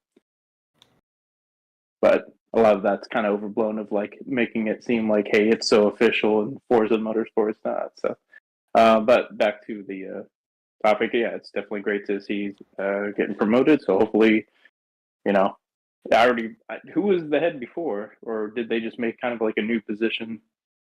Is that kind of like one of those where they? He's now the head of Xbox Game Studios. Mm-hmm. Yeah, Alan Hartman, my I bad. believe. Yeah. Yeah. Oh, okay, I got you. Yeah, so this was a promotion because the guy who was there got promoted. Because the guy who was there also got promoted. Mm-hmm. Yeah, It was Matt Booty. It was Matt Booty, and then yeah. Mm-hmm. Okay, I got you. Because Booty got promoted, and he's now overseeing Xbox and ZeniMax. And so there's a new head of Xbox, and he came from Turn 10, and now there's a new head of Turn 10. Mm-hmm. Oh, okay. I totally misread that. But yeah, I mean, he's like everything that I've laid out, what he's done for Forza Motorsport and kept them other than Forza Motorsport 5. But I mean, that's also because it was under the old regime and they had to pump out some type of game. Mm-hmm. So that one was like decent, but it was kind of like it was like the GT Sport of Forza. So it was kind of like a shell. Didn't have like near as many cars, but it was the actual next gen game before we had like backwards compatibility, really like of like transitioning, day one. But yeah, I mean, he's been an ace up their sleeve as far as like you don't hear about Turn 10 or issues there. So whereas like 343, you'd hear of something every like 6 months, somebody's leaving or this director's leaving. Like there's not really been a peep with under like Forza or Forza Horizon. So, but yeah, I mean, it's a definitely good pick. So, and then hopefully whoever takes his place is. Did they announce who that was? If that was already somebody from the. I would have thought it was that one guy that was like he's kind of almost been the face of Forza the last like year or two. Whenever they talk about the game, that's why I thought it was like, oh, is Dan still there? But I guess he probably had this move like behind the scenes. Mm-hmm. I'm sure, like in motion. So, but the guy that's been on doing all of their like what do you call it? Like their Presentations, not live stream presentations. I forget his name. That would be my guess of who was like probably taking over. It seems like he's been the one leading the project, or at least. Yeah, but they'll probably Going a little promote better. someone within the within Turn 10. Mm-hmm. Yeah, makes sense. But yeah, that's all I got on it. But yeah, All right, sounds good, Shock. Sounds good, and thank you for that. Crusader, any thoughts? I mean, I know you're not the biggest racing fan out there, but any thoughts on the recent promotions? Only thing is, I think Matt Booty was a little underprepared for the amount of studios he had to manage. So I'm actually happy that he's now overseeing kind of everything, but there's someone new, like there's some fresh blood in that position. Everyone seems to like him from what I've heard. So I think that that's a good move. I think that Matt Booty was a great leader for Xbox Game Studios when they were smaller. I just don't think he adapted to the largest. So I'm happy to see a someone else kind of filling that role, and letting and hopefully delegating. There'll be some like proper delegation and things like that. So I think this is a good move. I don't really have much more to say. I never played a Forza Motorsport game. I don't know much about Turn 10. If I play, I play Playground's Horizon games because I kind of like the arcadiness. So that's about all I got. I don't. It's not really a topic for me. Hey, that's fair. That's fair. I just like Turn 10. They're one of the more reliable studios. They're pretty consistent for the most part. So, yeah, I like covering them. They do some good stuff. And of course, hey, Scent. I love to hear your thoughts. Again, I know you're not the biggest racing fan out there, but I don't know. What do you think of this move? Good promotion? Well, to me, tonight, me and Crusader are agreeing on a lot. Definitely, for sure, I'm like in the same boat with Crusader. I'm more of a Horizon guy than I am a Motorsport guy. I remember dabbling in Motorsport 7. I still have yet to check out the new Motorsport as it is. As soon as I get done dealing with Horizon 5, I'll probably do Motorsport. But that being said, I'm like right there with what Crusader said, that this is a good decision. It's great to see that there's going to be some fresh blood in there. I actually agree with Crusader again on the fact that I do feel that Matt Booty was kind of thrust into a position that he wasn't ready for, just how big it was going to be. And that's where, I'm I'm not trying to regurgitate what Crusader said, but I'm pretty much, and I mean, I couldn't have said it any better than Crusader, because again, I'm also not one of these ones that it's kind of like when you're talking executives and studio heads, sometimes it can almost go into the realm of like C-SPAN, like you're watching politics. And so therefore, like you don't really know too much of the ins and the outs of it. You just really kind of know what the results that those particular people produce. And that's where I'm just going to let the results see for themselves. Xbox is in the middle of a massive restructuring when it comes to their leadership positions, and I'm going to be very curious on the results that they're going to produce over the next few years. All right, hey, that's totally fair, honestly. Yeah, no, I loved everybody's thoughts on the topic, and again, we'll see what happens with Turn 10 down the road. Obviously, they're still doing content for the latest Forza Motorsport, but again, I think they're a phenomenal studio, and I can't wait to see what they have cooking up for their next game and their next batch of content, really, to be honest.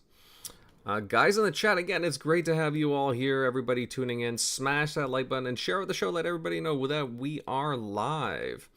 Next, guys, why don't we move on to our final bit of news here? Why not, right? We're making some pretty good time. And what was it, on Friday, I believe? Just at the end of the week, Sony announced a remaster of The Last of Us 2. And I think it was leaked a little bit beforehand, but they ended up putting it out pretty quick.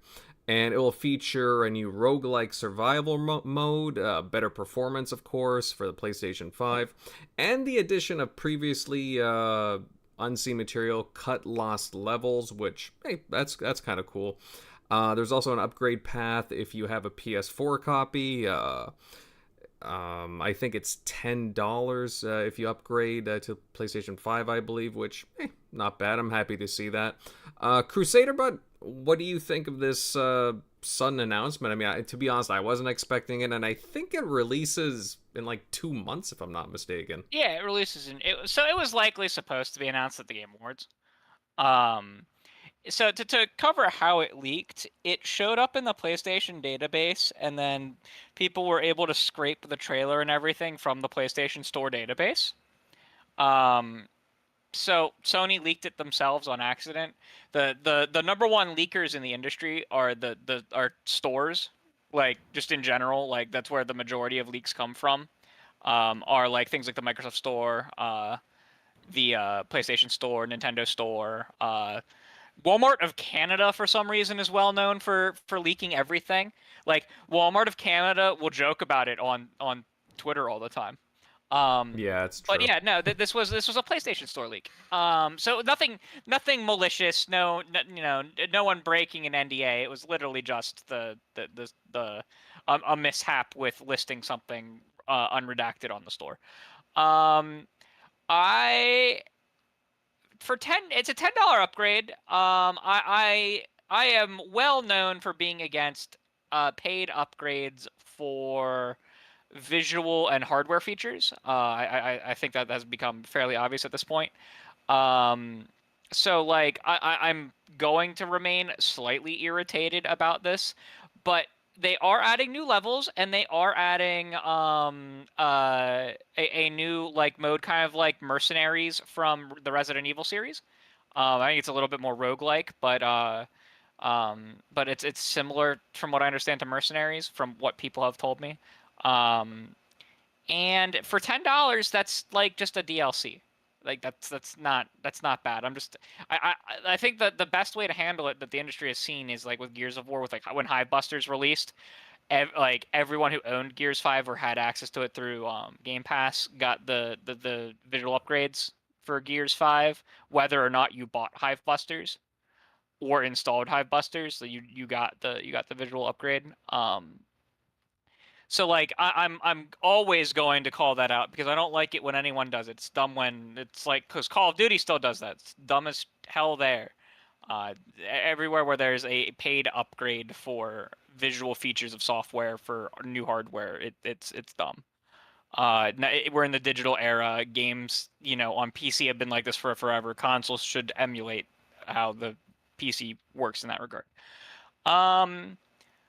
I haven't played The Last of Us 2 yet. I owned it. I picked it up for like $15, $20 like a year ago. And I will probably buy this before I play the game, so that I can play all of the levels they're releasing, and play the best version of it. But like, if they had tried to release this for $70 with no upgrade path, Crusader would have been unhappy. In fact, I was very unhappy because I thought for sure that was how it was going to be. But then there is the portion of me that is kind of just like, hey, can we please remaster some of the games that are stuck on the PS Vita, PSP, and PS1 through 3 and actually get them on the PS5 instead of remastering a game that came out 3 years ago? Like, can we pretty please? Like, can we liberate Sly Cooper? There's 4 Sly Cooper games stuck on the PS3. Can we liberate Ratchet and Clank? There's 12 of those that are stuck on the PS3. Or God of War, there's 5 of those that are stuck on the PS3. Or Killzone, there's 4 of those that are stuck on the PS3, or no, 3 on the PS3 and 1 on the Vita. I think it's Vita. There's 3 Resistances that are stuck on the PS3. There's 3 Infamouses that are stuck on the PS3. And so like, I'm just kind of like, hey, can we please, pretty please? Dude, there's a name I haven't heard in a second. Infamous? Oh my god. Yeah. See, because like, here's the thing. Like, people who know me know that like I like to play old games. Like that shouldn't be a shock to people. Shockley is probably the biggest person who likes retro more than I do on this panel. In the last 2 years, I have played 54 titles that released on the Xbox 360 or PS3, and not remasters. Like if you include remasters, that number is in the 70s or 80s. Like I'm talking just these are the original SKUs for the 360 or PS3 or before. And so I'm just like, can we please get these games liberated from their hardware? Because there are some game preservationists who are big into physical, because physical is forever, right? If it's physical and it doesn't have online DRM, you can throw it into a console 50 years from now and it'll work. My problem with that solution is that it's costly. As things become more scarce, games, I put a thing out about it today. There's some games that I was looking at that cost $200 listed on Amazon. Like, you want a copy of Pokemon Black 2? I think it's like listed right now for $200 used on Amazon, and that's on sale down from like $300 or $400. Resident Evil 2 for the GameCube is like a $500 listing. If you want any of the old Armored Core games, like if you enjoyed Armored Core 6, like I know Dots on the panel was a big enjoyer of Armored Core 6, was his first Armored Core game. If you wanted to play the older Armored Core games, they're all like $150, $200 minimum entry price. And so I'm like, yeah, physical does do a bunch of things that's necessary for a game to be preserved, but it alone doesn't save games. And that's where I'm like, we also need to look at the here and now, and how do we make games available for people here and now. And a lot of that is digital relisting, and like it makes me so mad that PlayStation has a lot of excellent games from the PS1, 2, 3, Vita, PSP era that you just physically cannot play on the on the PS4 or PS5, and it makes me so freaking mad. It's almost like I'm ungovernable in asking for those games to be brought up, just like I'm ungovernable in asking for the Activision Blizzard titles to you know, the Transformers games and things like that. Like I brought that up a billion times on this show. Same thing's true with the PS3 games. Like Ratchet & Clank Tools of Destruction is my second favorite PlayStation game ever released. Right? I like Horizon Forbidden West a lot more, but I love Tools of Destruction, and it's stuck on the PS3 and it doesn't even have trophy support on the PS3. Like, come on. There's games that need it more than The Last of Us 2. Like, and you know, we've had Naughty Dog remaster or remake, I think 5 games for the PS5 now. Uncharted 4, Uncharted 4 Lost Legacy, Last of Us Part 1, and Last of Us 2. So I guess it's 4. They've done 4 remasters / remakes for the PS5. Why did we not upgrade the Jak and Daxter collection, which came out half-assed for the PS4? Like, can you look at that franchise and give that franchise some love? I know Dots, that would make Dots real happy, and like I would be far more inclined to hop in and play than at the 720p that they run at right now. Like, come on. That's my rant. Well, we all know why. One sells more than the other. Yeah, I know. It just it makes me so mad. Yeah.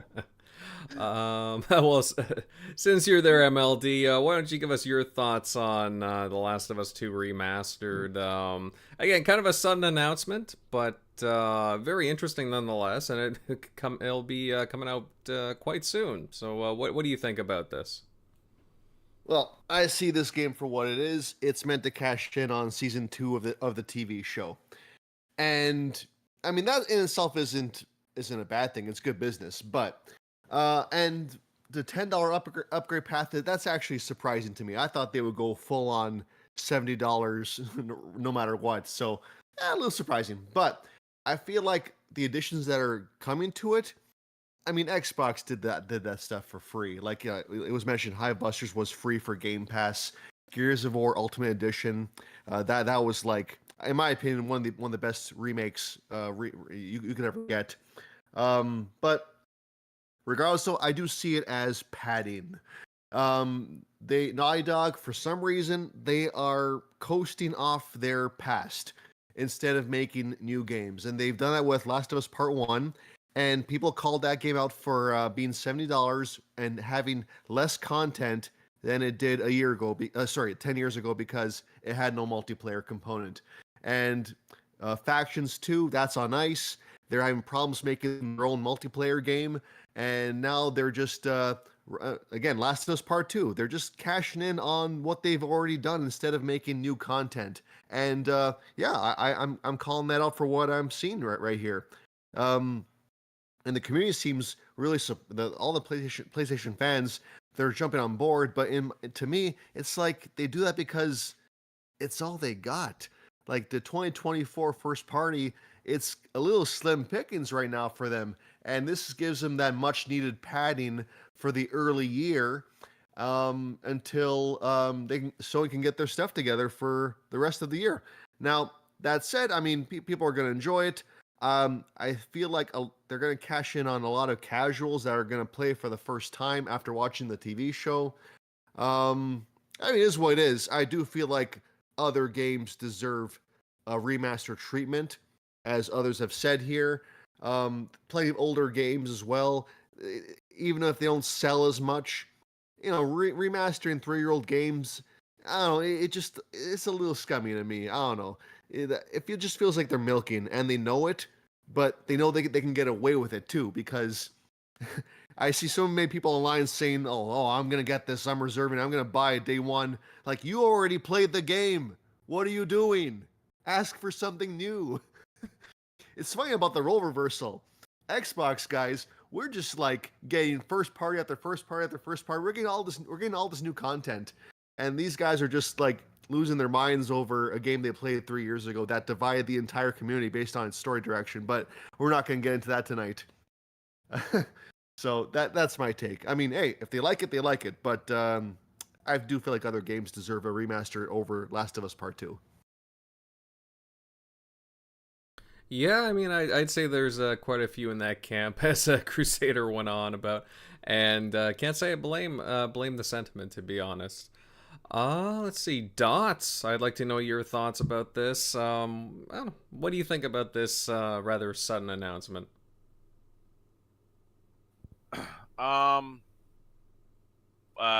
Honestly, once again, it's kind of like I don't have a newer PlayStation. I don't really care honestly much what happens on that side of the gaming world, because I don't have access to it.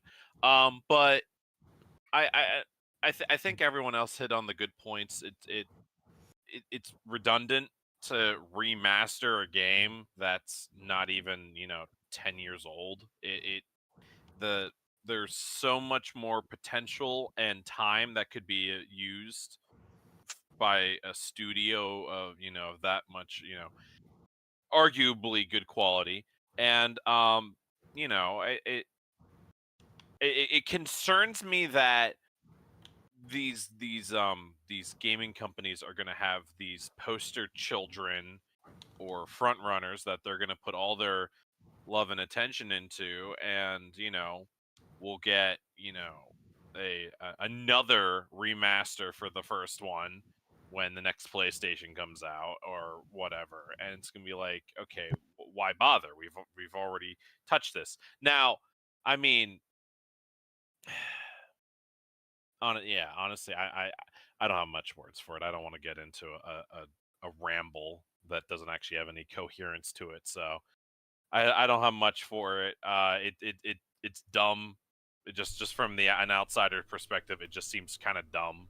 So I'm hoping some some changes will be made in the future. Focus can be directed to where it's actually needed, and not just, hey, let's take this newish game and give it.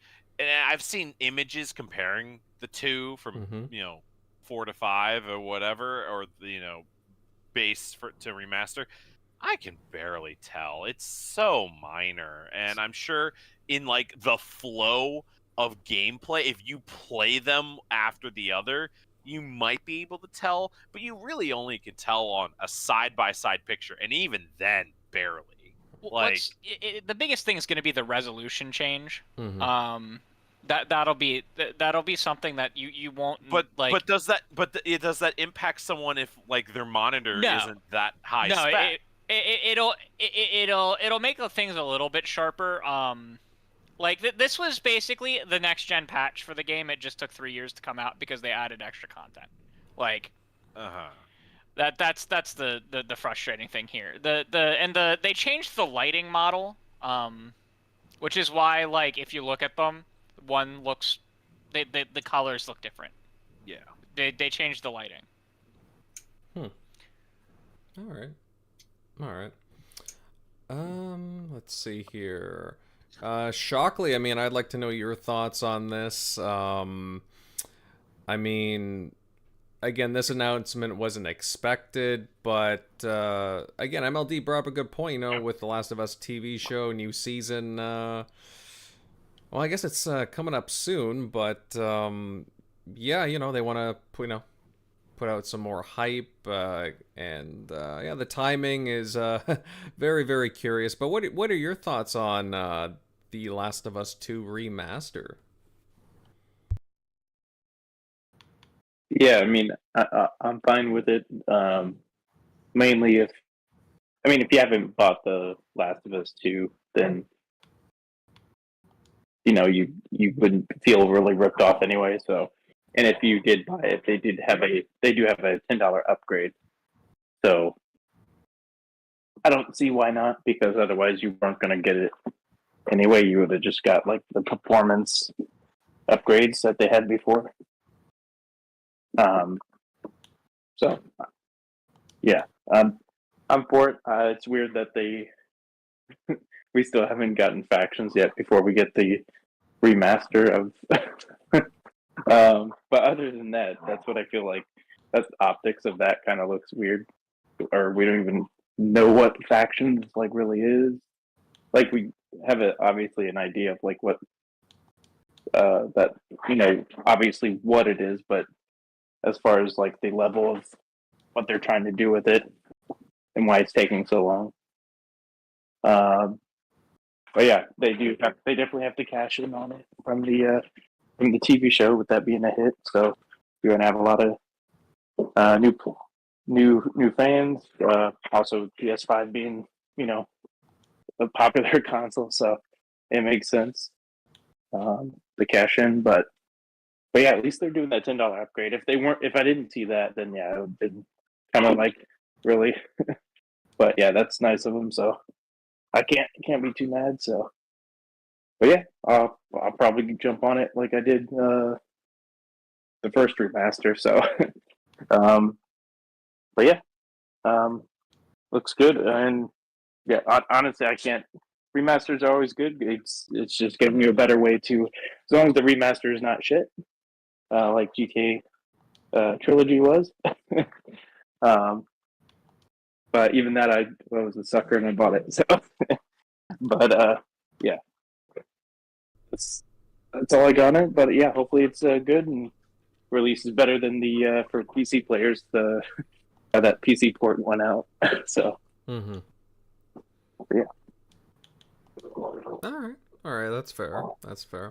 Moving on to, let's see, Centurion. I'd love to hear your take on this. Everybody's giving their thoughts on The Last of Us 2 Remastered, and yeah, $10 upgrade for PS5. Everybody else has stated some points. Got any thoughts on it, Cent? Is it sad that when The Last of Us 2 came out, I knew they were going to do this, and I never bought it, and I still have yet to buy it, and now essentially it's like, oh, look at that. I don't have one dime invested in The Last of Us 2 because it happened exactly the way I thought it was going to happen, because this is totally what Sony does. You try to milk something for everything it's worth, nickel and dime, and if Factions was to ever come out on the market, I wouldn't be surprised if they tried to sell that separately too. Because, I mean, if you're going to charge that much for an upgrade, damn. But at any rate, It is I guess separate, I'm going to... by the way. Like, we know what? it's separate. What, Factions? Yeah, but Factions it was announced as being completely separate from 2 before 2 launched. Originally, Last of Us 2 was supposed to have multiplayer. they announced that the multiplayer was canceled before there was moved to its own game before Last of Us 2 launched, though. See, that's the only thing that I still don't agree with is like if Xbox did something like that, people would have lost their shit. Mm-hmm. Sure. I'm just See, saying that- that but that's where, like, I guess it was we'll go announced off of- as being a separate, a But I completely guess separate project. I already. guess we'll go off of what's gonna probably be a really fun meme at this point. At least Sony's trying. You know, I don't know if you guys saw that tweet on the image on, at least Sony tries to create games, and I'm like, well, what the hell is Xbox been doing? What the? Yeah. Anyway. Although with the factions thing, they announced that like I think it was like a few months before it was supposed to release because it got delayed. Mhm. So like a few months before I think it was supposed to come out, they were like, "Hey, we're delaying the game. Plus, hey, factions ain't gonna be there." Well, factions again, like Sent touched on, factions has been in the pipeline for a while. Dude, and also, I mean, hopeful, dude, I'm just trying to, like, I guess this is more like, this kind of goes into the whole Xbox tax thing. Imagine Xbox holding back a completely finished game and completely screwing over a whole company of developers out of their Christmas bonuses that a lot of people needed to put their kids into school and to do things that were important to their lives because they just dedicated a couple years of their lives to creating this game. And now because of the pandemic, they're worried about, like Sony was worried that the game wasn't going to sell well and they were going to have distribution problems because they were having issues getting discs made. And you essentially saw some very controversial things occur within Naughty Dog. And that's where, I just have to say that if Xbox would have done something like that, Jason Schreier and a whole bunch of other people would have been getting the frickin' logs ready to go burn somebody at the stake. But, at least Schreier PlayStation did burn them tries. at the stake for their No, workplace but culture during that game. Schreier, I think, was the only one that made a small stink about it. But it's kind of funny. Here we are congratulating Cyberpunk for getting a game finally finished after years later. Big old slap on the back. But the article the other day that came out of IGN is, hey, Redfall decided to patch the game and fix some stuff, but there's still no way to do this and no way to do that. In other words, we got to spin that negative spin on it. You don't see that too often on how many people are willing to just hold on. It's like the minute Xbox does something, they're damned permanently. Where PlayStation, it's like, oh, hey, look what you did. Oh, well, when are you going to release that next great game? It's Yep. kind of like that whole situation, that hopefully this game launch for the remaster of Last of Us 2 goes better than it originally did, because I'm sorry, that was probably a very dirty, controversial thing that PlayStation tried to do to the developers over at Naughty Dog, to the point where it's still speculated that it was actually an employee who actually leaked the game on the internet. There's been no definite, shall I say, facts to either or, but it was very highly suspicious that the person that leaked it on the internet had like access to the entire game. So that's, one of those things where I just do think it's hilarious that, this is what we're gonna get in January. It also seems weird that it's launch. Is it weird to me that it's launching in January, or is that nobody else find that weird? Because because for the most part, I think most of the stuff's gonna come from upgrades. I don't think it is. Like, it's not a major release. Like I don't think too much into that, especially with like everything being digital now. I don't look too much into when games launch anymore.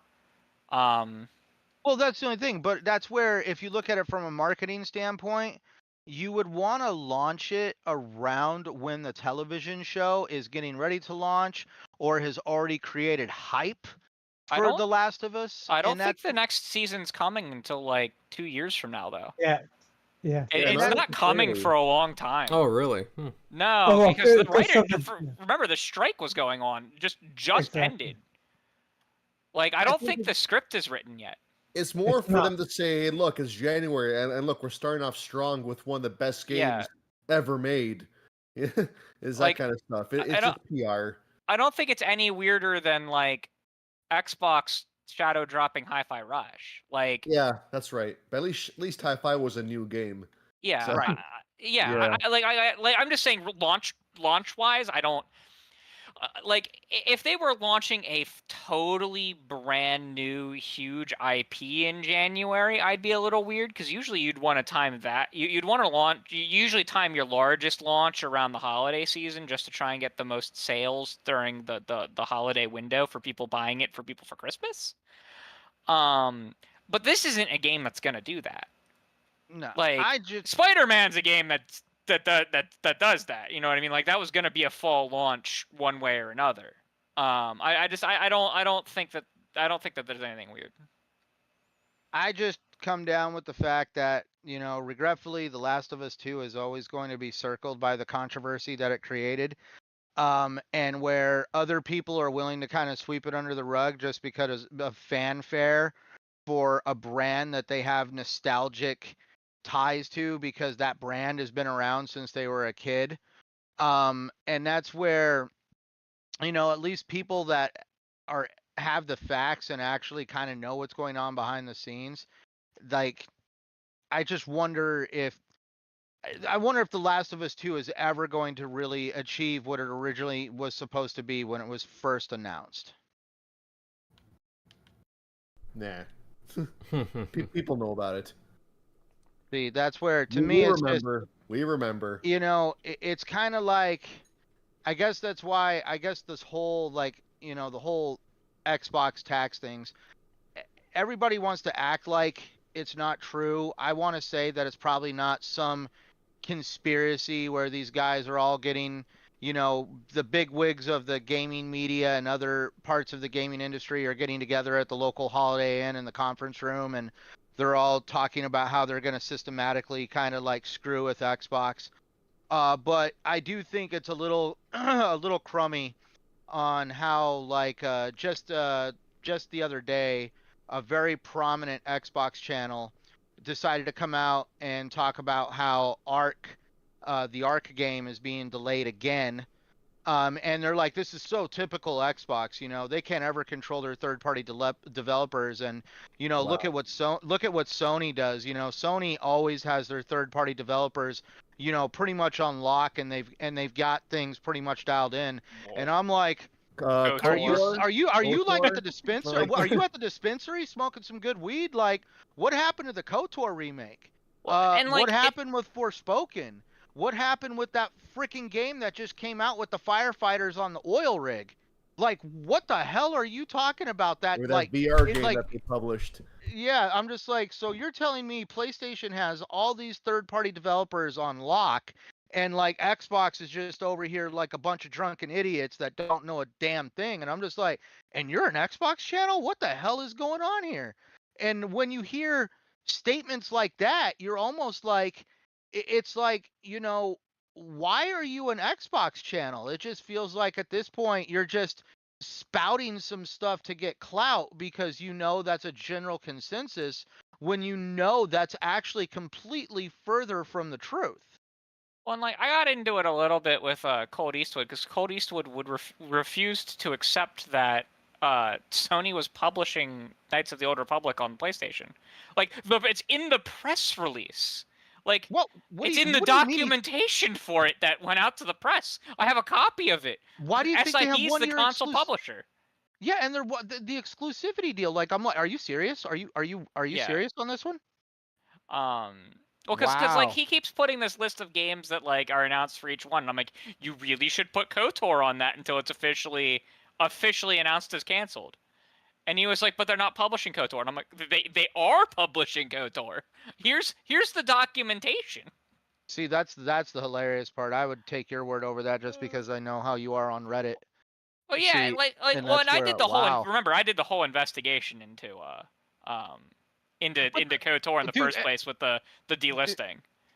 Right, and that's the hilarious part. Like, I mean, like, everybody's over here, crying, and no offense, I'm not trying to be mean, but everybody's over here crying a river about oh my God, Crusader, the dragon game, the guy with the headphones on, Scalebound. Like we're over like I'm sorry, but it's kind of like anytime like Xbox, like they always get that shot in the jabs. Like, yeah, Scalebound, you don't want another Scalebound on your hands. They It really sucks you happen to have Scalebound, but like I said, here we are, the double standard with Sony. but Oh, dude, look what you did with the Knights of the Old Republic remake.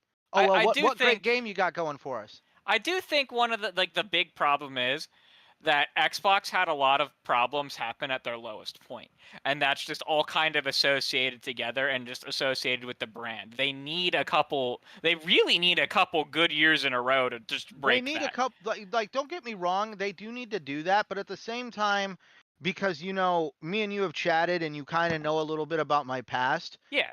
Like, I stand by people make mistakes, and I do not believe people deserve to be damned.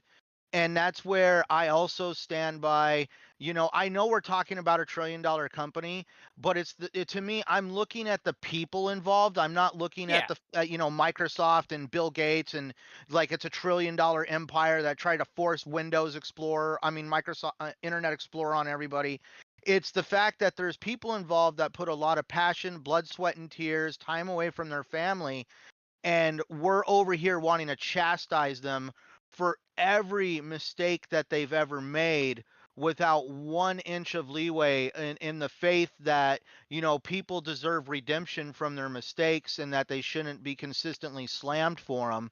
But that's where I do notice on the Xbox side, it's always we got to bring up, like, I mean, you can't, anytime Xbox tries to buy a company, we instantly go down the road of what happened with Microsoft Internet Explorer. Yeah, I know. That always comes up.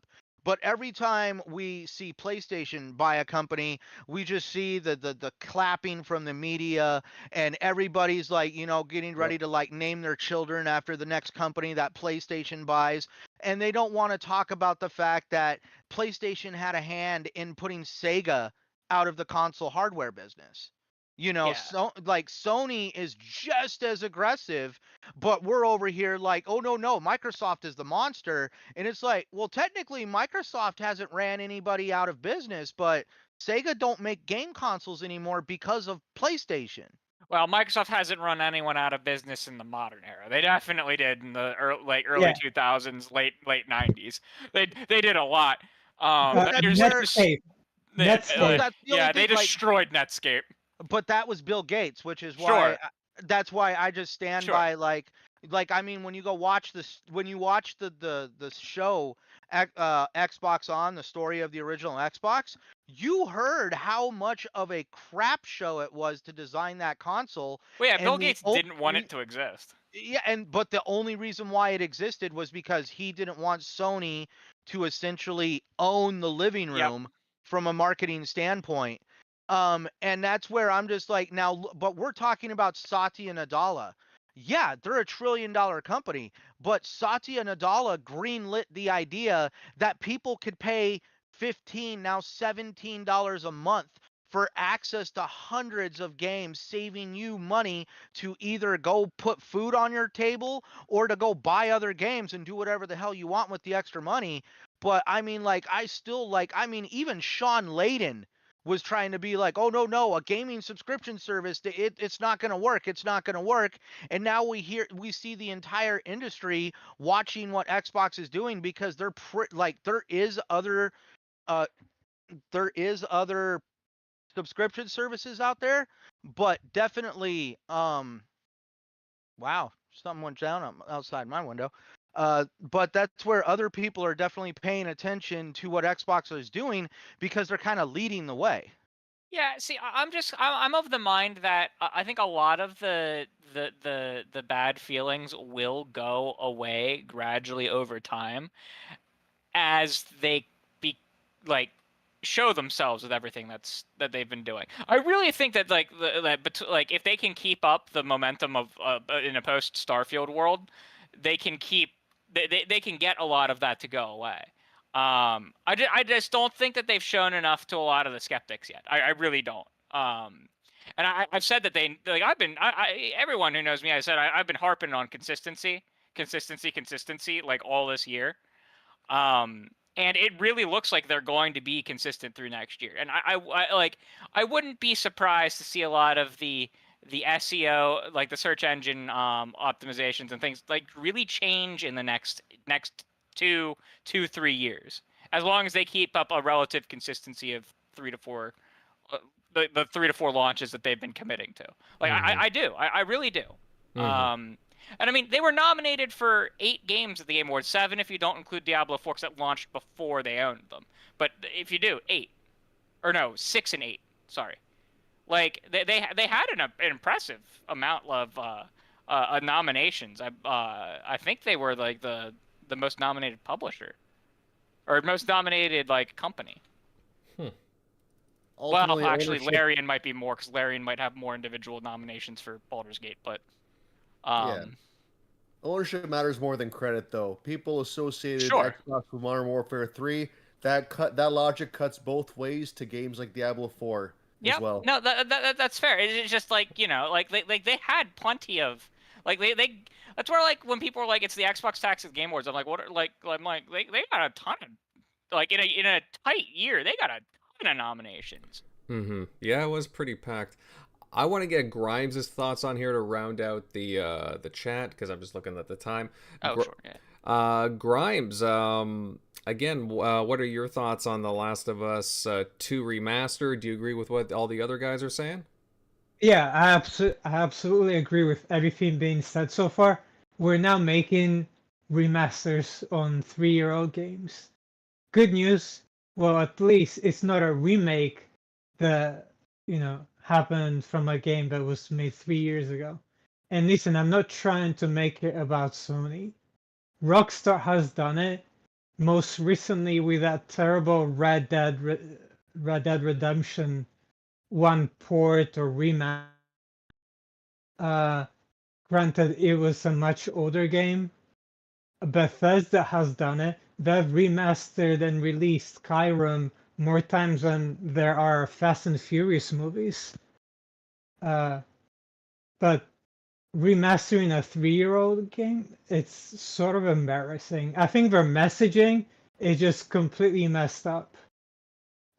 They should have sold it as a DLC, sell the cut level as your DLC, and include the graphical improvements and the survival modes for free.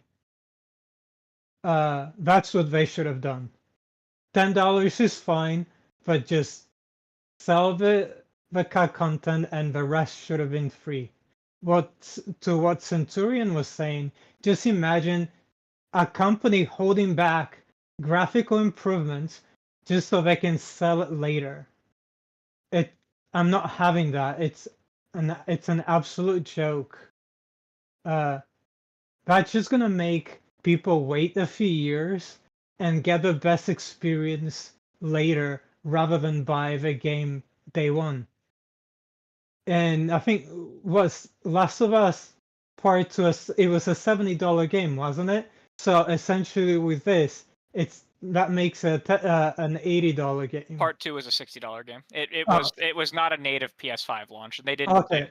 And in fact, the first year of PS5 launches were $60. They Okay, didn't do 70. my until the second year. apologies. No, that's fine. So it's they're selling a $70 game with the added content. And like you guys have mentioned, if Microsoft Xbox had done it, all the pitchforks would be out. But we've had Gears of 5 given us a bunch of content for free. Sea of Thieves have given us a bunch of expansions for free, like the Monkey Island expansion, that's for free. The Pirates of the Caribbean stuff, they gave it to us for free. Forza has given us occasionally cars for free. So they just messed up their whole messaging. They should have just said this cut content is DLC, and we're gonna include the graphical improvements for free. I mean, most times or not, I just wait. Like Mortal Kombat 11, I just wait for all the fighters to come out, and then I buy the game. I'm not gonna buy it full price, and then it becomes like $110 or $120 game. But that's just me. And yeah, that's all I have to say. You know, quick and short. All right. Fair comments, Grinds. Fair comments. Yeah, again, we'll see once it comes out. Again, we don't have too long to wait. But again, at least it is. I mean, I would prefer it to be like a free patch, of course, but at least they're a little more sympathetic this time around with the $10 upgrade. But again, you know, people gotta complain and force their hand, you know, do what the competitors are doing. Let's see, guys. All right, I think now is a good time to just start to close off tonight's show. Again, fun discussions surrounding like the Game Awards, Turn 10 updates, and of course, The Last of Us 2 Remastered. I gotta say, really loved everybody's talk, great discussion. A huge shout out to everyone that joined us tonight. You guys, you absolutely rock. Saw some new faces here and really appreciate it. Before leaving, guys, if you enjoyed the chat tonight, would you kindly drop a like and share out the show? And of course, sub to the channel. It'd be great to keep you around. Next, over to the outros, starting with, you know what, Grimes. Grimes, I'll start with you first. Where can everybody follow you? Oh, you can follow me on Twitter at Fake Mayhem OG or Instagram at Lobo Grimes. And I love the discussions today. A lot of good points, and can't wait to hear more next week.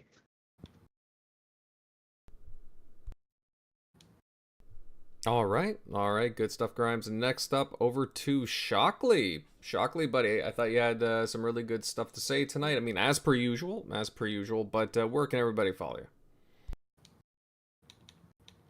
Yeah, as always, you can find me at Shock Nero on Twitter, EZShock on Xbox Live. But yeah, good show tonight. Thanks for stopping by. See you next week. Or, oh yeah, I was thinking it was a holiday. Next week is like Thanksgiving weekend, so Yeah. Well, again, we can we can discuss that. Moving on down the list, Crusader. Hey, great thoughts tonight, as per usual. Where can everybody find you?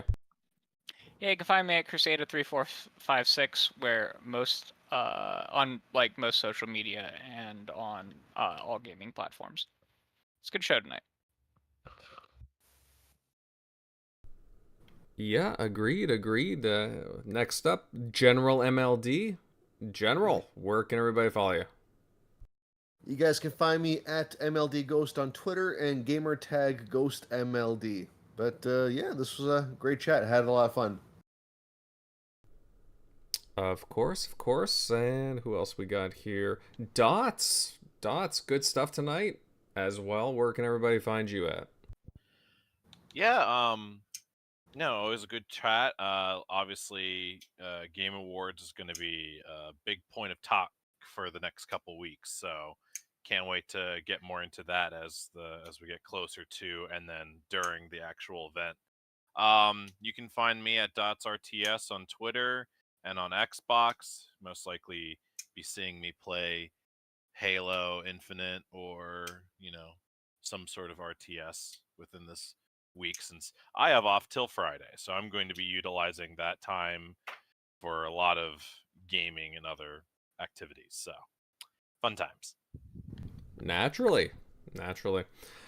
Centurion had to take off a little bit earlier. He had a thing come up, but you can find him on his YouTube channel, Centurion1307, and of course on Twitter as well. And hey, of course, myself, Invader. Again, thank you everyone for coming out tonight. You can find my content on YouTube, different reviews, video guides at Invader Gaming. Really good stuff tonight, and we look forward to seeing you all here on the next one. Later, guys.